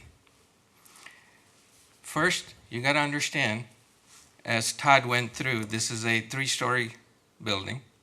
It's 15,000 square feet. Of the 15,000 square feet, about half of it, almost 7,000 square feet, is going to be shell space. It's not fully furnished. So you're going to need money, or keep money in mind, depending on the final occupancy, for finish out, incentives, what have you. That's number one. Number two, we don't have an anchor tenant identified yet, whether for the restaurant or for the office space. Number three, the finish out budget that's included in your packet, in my opinion, this is just my opinion, is fairly low. A number of very key important items are not included in the budget, and Ryan has gone over that, and I think you need to keep that in mind. This is a 3-story structure. There's no geotech study or analysis. There's no survey included. There's no commissioning cost included. There's no alleyway improvement cost included. So these are major items that we will have to spend money on as we go through. Those are not accounted for in the budget at this point. So your $4.5 million gap might be slightly higher. Alternate parking, we might have to consider that. For a building of this magnitude, the mixed use, such as retail and restaurant and office space, will require that we invest in alternate parking around the building, somewhere around there. So we have to keep that in mind. So $4.5 million gap with 50% of the structure unfinished, with these major items unaccounted for yet. In my opinion, your gap is closer to 7 to 8 million. So now I have to work with the city manager to come up with financial solutions to cover this gap. Mind you, I can't do that in a vacuum because I have other projects, other higher priority projects that are near completion, for which I have to also find supplemental funding, non-debt funding sources to fill those gaps. I'll give you a few examples. We talked about Public Safety Center this evening. We have to close a gap. We're working with Ryan, we're working with the city manager. There's almost $1 million gap that we have to fill. We have the railroad crossing project that has a gap now because of escalation of costs. There are road projects other than bond road projects that have escalations. We have a wastewater treatment plant expansion on the horizon. So I can't do this in a vacuum. I have to do it holistically. I have to come back with a thoughtful option for y'all to consider, maybe 1 or 2 options. It might include, I won't touch the scope reduction. I'll come back with a couple of options that will have not taking money from the general fund ending balance. That's a high-risk proposal because we're about to issue debt. We don't want to draw down our general fund balance and impact on our ratings. That's one of the first things they look at. So we'll leave that alone for the time being. So that leaves us, where do we find this pot of gold to finish this project and all other projects that we have supplemental funding requirements. So that leaves us with outside the box thinking. We may have to tap into some expedited repayment schedule from TERS 1 and TERS 2. That's an option. We can look at that. We can look at expedited reimbursement from the road bonds to the general fund and free that money up. So these are some of the possibilities, but I'll need time. I'll need time to come back with proposals for y'all to consider. All right, I'd like to make a motion to direct staff to bring back funding proposals as we have discussed. Second. Motion by the mayor, seconded by Councilmember Flores Kale. Is there discussion on the motion? All those in favor say aye. Aye. Aye. All opposed. Motion carries 6-0. Thank you, Thank you, Pervez. Pervez. Yes, sir. Thank you. Sometimes we really need to hear straight up the honest truth. Thank you. All right. Next up is agenda item number 21. This is second reading, an ordinance amending Chapter 53 zoning of the City of Kyle, Texas for the purpose of rezoning approximately 7.17 acres of land from agriculture to community commercial for property located on Lot 2, Block A of the Finley subdivision. This item is second reading, so it does not have a public hearing, but the developer did email me and perhaps others asking for a postponement to give the developer and council more time to engage. So if there are no objections, I'm going to make a motion to postpone this item until our next regularly scheduled meeting. Second.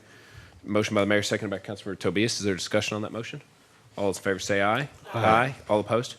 Motion carries 6-0. Next up is another pair of postponement items, agenda items number 22 and 23. 22 is approve a development agreement between the City of Kyle and Plum Creek Developers, LLC, Joe Brooks. And agenda item number 23, first reading an ordinance amending Chapter 53 of the City of Kyle, Texas for the purpose of rezoning approximately 18.84 acres of land from RS to PUD for property located approximately 400 feet southwest of the intersection of Marketplace Ave and City Lights Drive in Hays County. This item does have, the second item does have a public hearing that has been left open. So if there are no objections, I'm going to open that public hearing up now. Seeing none, the public hearing is open. Is there anyone who wishes to come forward and speak on this item? And Will, you said that you, go ahead, come on. This is the time. I think. Please state your name for the record. Yes. This is Alex Abadi, the neighbor of Mr. Brooks. Is the public opening will be open again on the next round? Yes, it will. It will So remain probably open. I need to talk then. Probably so. That's when we'll take it up if we're going to Right. postpone now. But I have a consultant with me which did some study. Do you want her to come back next time too, or you like to hear what she says? It's entirely up to you. It's a public hearing, so you have the ability to come forward and Yeah, speak next now. time. Otherwise, Yeah, okay. thank you. So, and Mr. Atkinson, I believe your recommendation was to postpone actually until January, right? Correct? You had a date in mind based on your math of this Yes, status. sir. January 17th. All right, so I would like to make a motion to postpone agenda items 22 and 23 until January 17th council meeting. Second. Motion by the mayor, seconded by Councilmember Tobias. Is there discussion on the motion? All those in favor say aye. Aye. Aye. All opposed. Motion carries 6-0. All right, next up is agenda item. All right, there's a recusal on this next item.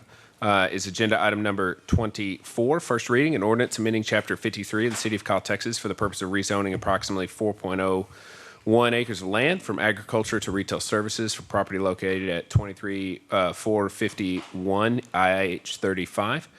Planning and Zoning Commission voted 7-0 to approve the request. This item does have a public hearing. Mr. Atkinson. Thank you. Will Atkinson for the record, Planning Director. This is petition number Z-22-0109. The Wynn Family Limited Partnership is requesting a rezoning from 4.101 acres agriculture to retail services. Right here is the image you can see right here on the map.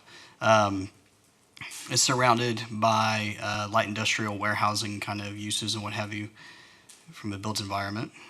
And this image right here is a little bit more clear. This site is largely undeveloped and is being used as a spoils yard for the Southside wastewater project. They're using some of the fill from there to bring ultimately their project up.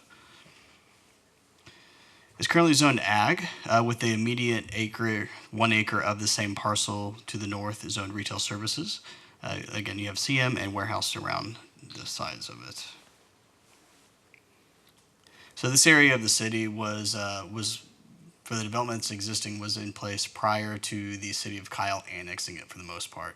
It has a lot of older facilities and what have you that in its current state, if they was to develop, we would not allow them to build in that fashion. They would have to be a lot more architecturally and aesthetically pleasing.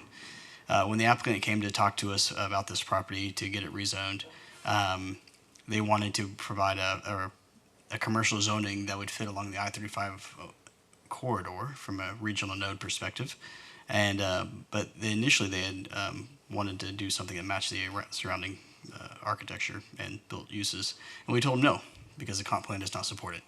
So this is the next best step, point of sale service. They do not have an intended use in mind at this time. This is straight zoning, but they do want to be able to be in a position to either lease the property to someone to develop it or sell it at the time when the timing is right, and they want to have the correct zoning in place. From a permitting standpoint, this site will have to go through.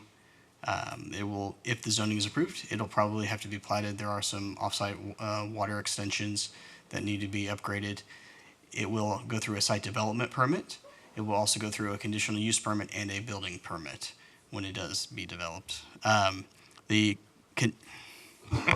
condition. Just keep talking. It'll Okay. come back. There we go. Yeah, the conditional use permit. Gremlin. Yeah, right. Grinch. The conditional use permit, as y'all know, is a very important aspect of it. That's the opportunity for the city to provide and require very high standards from an architectural standpoint. Whatever develops here in the end, it will stand out amongst the crowd in terms of the buildings around it. So from the use perspective and from the request, we are recommending approval of it. Okay. This item does have a public hearing, so if there are no objections, I'm going to open the public hearing now. Seeing none, the public hearing is now open. Is there anyone who wishes to come forward and speak on this item? All right, seeing none, I'm going to close the public hearing. Public hearing is now closed. Does anybody have any comments or motions? Councilor Tobias. I'd like to go ahead and make a motion to approve agenda item number 24. Second. Motion by Councilmember Tobias, seconded by Councilmember Parsley, that we approve agenda item number 24. Is there discussion on the motion? Discussion real quick. So obviously, we're not going to be able to put any more animals out there because it's only 4 acres. But do we have a general idea, just a general idea of what could be that used as far as retail services? Because of course it's in a commercial track, you got manufacturing around, and now if it goes through, it's going to be retail. Do we have an idea again? I mean, just throwing it out there. We don't have a specific use that they've requested, but in section 53-1230, there's a use chart. So the uses for CB1, CB2 retail services are allowed with a couple exceptions. They will not likely be able to do a gas station. They certainly will not be able to do a car wash because we have those limitations in that zoning ordinance. But it's going to be point of sale retail and stuff that we can collect sales tax on, ad valorem as well. It can be a hotel, it can be a restaurant, it can be an office. There's like 300 or 400 uses in there that it can be, but they are generally for point of sale. General citizenry can come in and utilize the services. Sounds good. Thank you. Yes, sir. Any other discussion? Councilor Zuniga. Oh, well, you mentioned they have to replat it. Is it going to stay 4 acres, or is it going to be subdivided or anything like that? I mean, it depends on what they want to do there. When we use the term subdivision, it's not necessarily that they're going to divide the lot in half or into portions. It can be a single lot subdivision just to establish the perimeter boundaries in its existing state. But it is a requirement that we do have and that the state does have as well, with a couple of exceptions. The part that we are still determining if the zoning goes through is if they will need to plat based on the improvements to getting to the site. So there's some, we'll be coordinating that and making sure that it's all done above board and appropriately though. so why did they not go through commercial? I mean, wouldn't it be more valuable in commercial than retail zoning? I mean, Retail services zoning, sir, is commercial. The reason why they are not pursuing, if I understand your question. like light commercial, heavy commercial, because that seems to be like where most of the manufacturing little buildings are. Correct. So in 2017, the city council voted to remove the warehouse and the construction manufacturing zoning districts from the I-35 corridor. Okay. So when someone comes forward and wants to submit for a rezoning, they have to follow our comprehensive plan, which gives us the foundation of which ones we can support. It's a legal basis. It's also without question good practice to support the comprehensive plan in our decisions when we review stuff like this. That way we're being consistent across the board. But I understand your concern or your questions, because it looks like it would be appropriate to have light Like industrial. a welding shop, or a tire shop. Correct. Right, that's what I'm looking for. Like, seems like that would be fits there with what's currently there. Correct. But it was removed from the comprehensive plan back in 2017. It could be like a firehouse, a Firestone or a Goodyear. That's retail services. Yes, it could be. But The stuff across the street on flanking FM 150 here, it's that type of development. Or it could be, the acreage is a little bit small, but it could be a big box store like Target and what have you. It could be a hotel, it could be a restaurant, you name it. But it will not be some of the more, it won't be a manufacturing company. It will not be a warehousing type company or from a use perspective. Okay. all right. Any other questions? All those in favor say aye. Aye. Aye. All opposed? Motion carries 5-0. Thank you.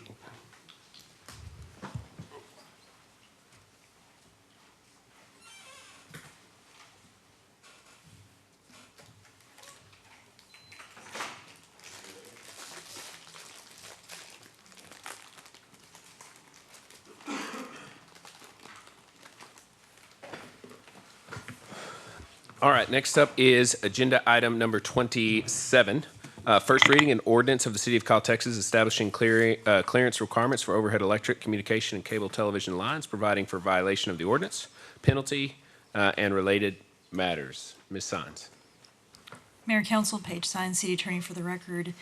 This ordinance establishes a minimum vertical clearance between the street and the lines for electrical lines, overhead communication, and cable lines. The council requested information related to what kind of minimum state law requirements are. Minimum state law requirements are 22 feet for electrical lines and 18 feet for communication and cable lines. The default to that, they can be greater if the National Electric Safety Code requires an additional clearance. And so that has been codified here in your ordinances for the purpose of allowing you as the city to enforce that provision of state law with your citation and other enforcement mechanisms you have available to you. All right, thank you. Does anybody have any questions? Councilmember Flourskill. Maybe not so many questions, but a big thank you. I appreciate this ordinance. Living right next on the east side, there's wires everywhere. But I guess my question, would be, can we make it so they can, like, new development has to bury the lines? We already have an ordinance that requires that. Okay. And your ordinance with the PEC, I think that you recently adopted, puts that in their franchise agreement. PEC has negotiated some exceptions that they need to have for their utilities, but new development goes underground in accordance with city ordinance, and then your franchise with PEC addresses some of that as well. Okay, so if the lines that we already have don't meet these requirements, are they kind of grandfathered in, or will they have to raise the lines? Your ordinances do not require existing facilities to go underground. No, not underground, but I don't know. I mean, at one point, these lines are almost eye level. This is a requirement of state law. So state law already requires this. Okay. And for electric utilities, I believe it's electric utilities, they're required to assess and review the status of their lines every year and report those to the PUC. So there's some level of reporting and oversight that the companies are supposed to engage in and then report to the state. But you as the city can adopt regulations as well that require them to comply. There's not a grandfathering requirement because they're supposed to be in compliance with state law. This allows you to regulate this over the city streets. So this is where you're focusing your attention, is over the city streets, because that's your area, that's your property that you own and manage. So let me ask you about 150. Since that's a county road, those lines over there that are low, who would essentially be responsible for making sure that they're at the legal length? If the road is in the city limits, the city regulates the road. With respect to county roads, with the state roads, you'd have to look at your interlocal agreement with the state to see whether the state or the city regulates. Okay, so now is it just a matter of there's a state, this is obviously the state, but now we're gonna enforce this at the city. So the city would literally have to get like a whole department or assign a department to go and look at these to make sure they're compliant? You have the tools available to you now to enforce that. How that gets deployed is going to be up to management and resources. Again, it's already a requirement of state law. Okay. And so they should be in compliance anyway. Whether there's some other entity that would assist with enforcement, I can't answer that question. I just don't know the answer to the question, but you have a tool available to you now. Okay, I'd like to make a motion to approve agenda item 27. Second. Motion by Councilmember Flourskill, seconded by Councilmember Parsley, that we approve agenda item 27. Is there discussion on the motion? Councilmember Parsley. I have a quick question. So, and I think you just mentioned that. So, will we have code enforcement reviewing that in order to put the fines, or who will be doing that? We already have an idea of where all these lines are. Now that we have the tools, we can deploy code enforcement to actually work with our other departments that deal with utilities regularly to first get compliance, and then we can use the teeth in the ordinance to make it happen. Thank you. Councilmember Tobias. Real quick, Council Member Yvonne Forrest-Gale. Thank you, ma'am. And I'm sure, Mr. Zuniga, you and I have lived here many years. We've seen all these low flying cables and wires from 150 to Stagecoach to everywhere. So I think now this is just a more or less more ammunition for us to use to finally go after some of these companies that said, hey, look, you've been here since 1981. You need to fix your wires because it's just looking horrible. And it's also dangerous because when you brought that item up for the first time, Yvonne, we saw that tractor hit that line and it just brought down so much disruption. Dollar General was out of business for at least half a day till they got all the wires and all the electrical going. So I'm glad we're going to be able to start focusing on that, and at least we have more tools in the tool belt to be able to go after. So with that, I support that. Question. Councilmember Zuniga. So probably for the public works, so who maintains the pole though? Sometimes it's not so much the lines that are hanging low, sometimes it's just the pole that's leaning too far.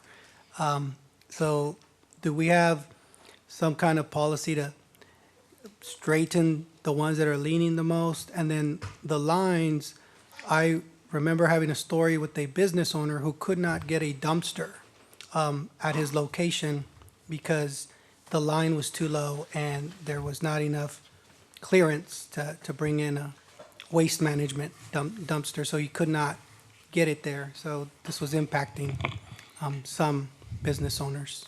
Yes, sir. Harper Wilder. So the poles belong to that particular utility, whether it's PEC or whether it's a cable provider or the phone company, but they belong to that utility, not to us. We don't touch the poles. The city doesn't. Are they normally cooperative to come and straighten them up? I know they will move. I know we can't have them perfect, but when you start to tilt 40 degrees, you almost see it falling over. So what happens in those situations? We will send an email to them and telling them of the situation, and no, sir, that doesn't always get the job done. No, Right. sir. Well, How can we do that? It's a good question. Y'all were bringing up, those lines that you were talking about in particular on 150. That's a TxDOT roadway. So that right of way is all TxDOT. So I think Paige referred to it earlier. We would have to look at the agreement that we have with TxDOT and see if there's anything in there that gives us that right to do that. I'm not the attorney, but I would think that if we didn't have that, then we'd have to go through TxDOT to get them to do enforcement, right? Yeah. And it is an issue, and we do call it in because citizens call us and talk about it. We in then turn call them, but getting them to actually do that is sometimes a different story. Councilmember Florska. Okay, so then, not to add more work to your schedule, but how do we get that interlocal agreement? And how can we have someone review it to figure out what we need? Because it's one thing to sit here and talk about, we know we have these issues, but what I'd really like to see, especially since we have a new ordinance with the wires, is, okay, let's take some action on how to really fix up that look at least, and how do we obtain that information? So myself, Leon, Mr. Hendrix, Amber, and Chief Barnett was in the last one. We have a pretty regular meeting with Willie from TxDOT, so we can talk with him as well and try to find out what we have with them. I know there's different interlocals that we have with TxDOT, but just if something covers that particular aspect is what we'd have to find out. Okay. Can we direct staff to bring that back? Can I make a motion for that? Well, we have a motion on the floor. Right. Yeah. So, y'all feel good about trying to bring something back?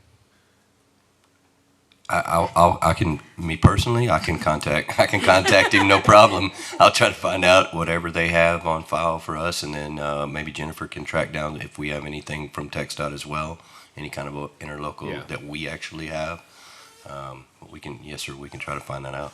Well, why don't we just bird dog on that, and let's take this win, because this is really good. This is a really good ordinance. I am glad you brought this forward and to see this change. So, The good thing, about anywhere else in the city, you'll be able to enforce that. Right. It's only Right. the TxDOT deal that we'll have to figure out. Yes, sir. Okay. There you go. Any other discussion? All those in favor say aye. Aye. All opposed? All right, motion carries 6-0. Next up, agenda item 28, discussion and possible action regarding review of the City of Kyle's ordinance, section 8251, technical provisions for building around pipelines. Councilmember Florescale. All right, thank you. So it was brought to my attention by a landowner in my district that the city has a 200 feet easement within, when it comes to a natural gas pipeline. So it's 200 feet on each side. So, Of a certain circumference. Correct. Right. And so I was genuinely curious what the other cities did because of this easement, it takes up approximately 15 to 22 acres of his land, making it non-usable. So I was kind of curious as to why it was such a big easement. So I looked at San Marcos, Dripping Springs, and Buda, and none of them have the same easement ordinance at all. And so then I looked at the railroad company, not the company, yeah, Railroad Commission. And so the question they pose online is, what is the typical width of a pipeline easement? And their answer is there is no standard width. Usually the width of an easement is set forth in the contract or the condemnation of judgment. And so I guess I would like council to reevaluate if whether or not 200 feet is excessive, or if we could do what the rest of the state requires, which is, I think, 50 feet. And just to get general feedback about that. Well, I want to say that if we want to have this discussion, we were in a very high-profile litigation over this particular item. So if we wanted to have conversation about it, we'd need to start it in exec. I'm not saying it's a bad conversation, but it was high-profile, multi-million-dollar lawsuit. So that would be my conversation. So we could put that in with the executive session that we're about to go into and have some conversation about that legality as well. Okay. Which is part of the reason why I heard that was going to be your question, but we just need to get legal counsel on it first. So if there are no objections, we'll go to the next one and then we'll add that to exec. All right, the next item is consider possible action to authorize the expenditure of funds to pay off the Kyle Housing Authority USDA loan. Mr. Hendrix.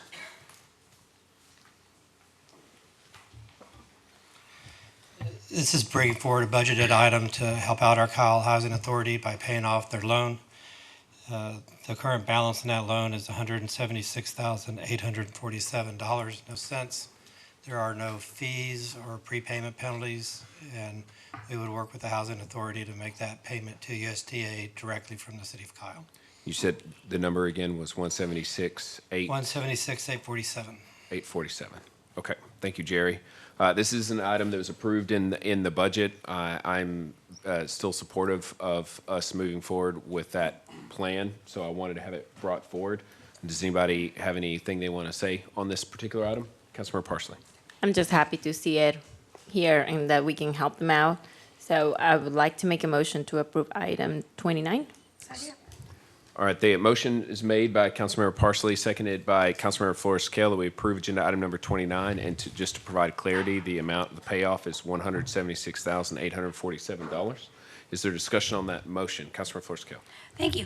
I would like, if possible, some kind of updates on the progress of the housing authority. I think if we're going to give them, if we're going to, pay off that debt, I want to be kind of reassured that that there's going to be some positive progression. Sure, and we So- still have a budgeted amount of $75,000 that was matched by the county to go towards repairs and upgrades.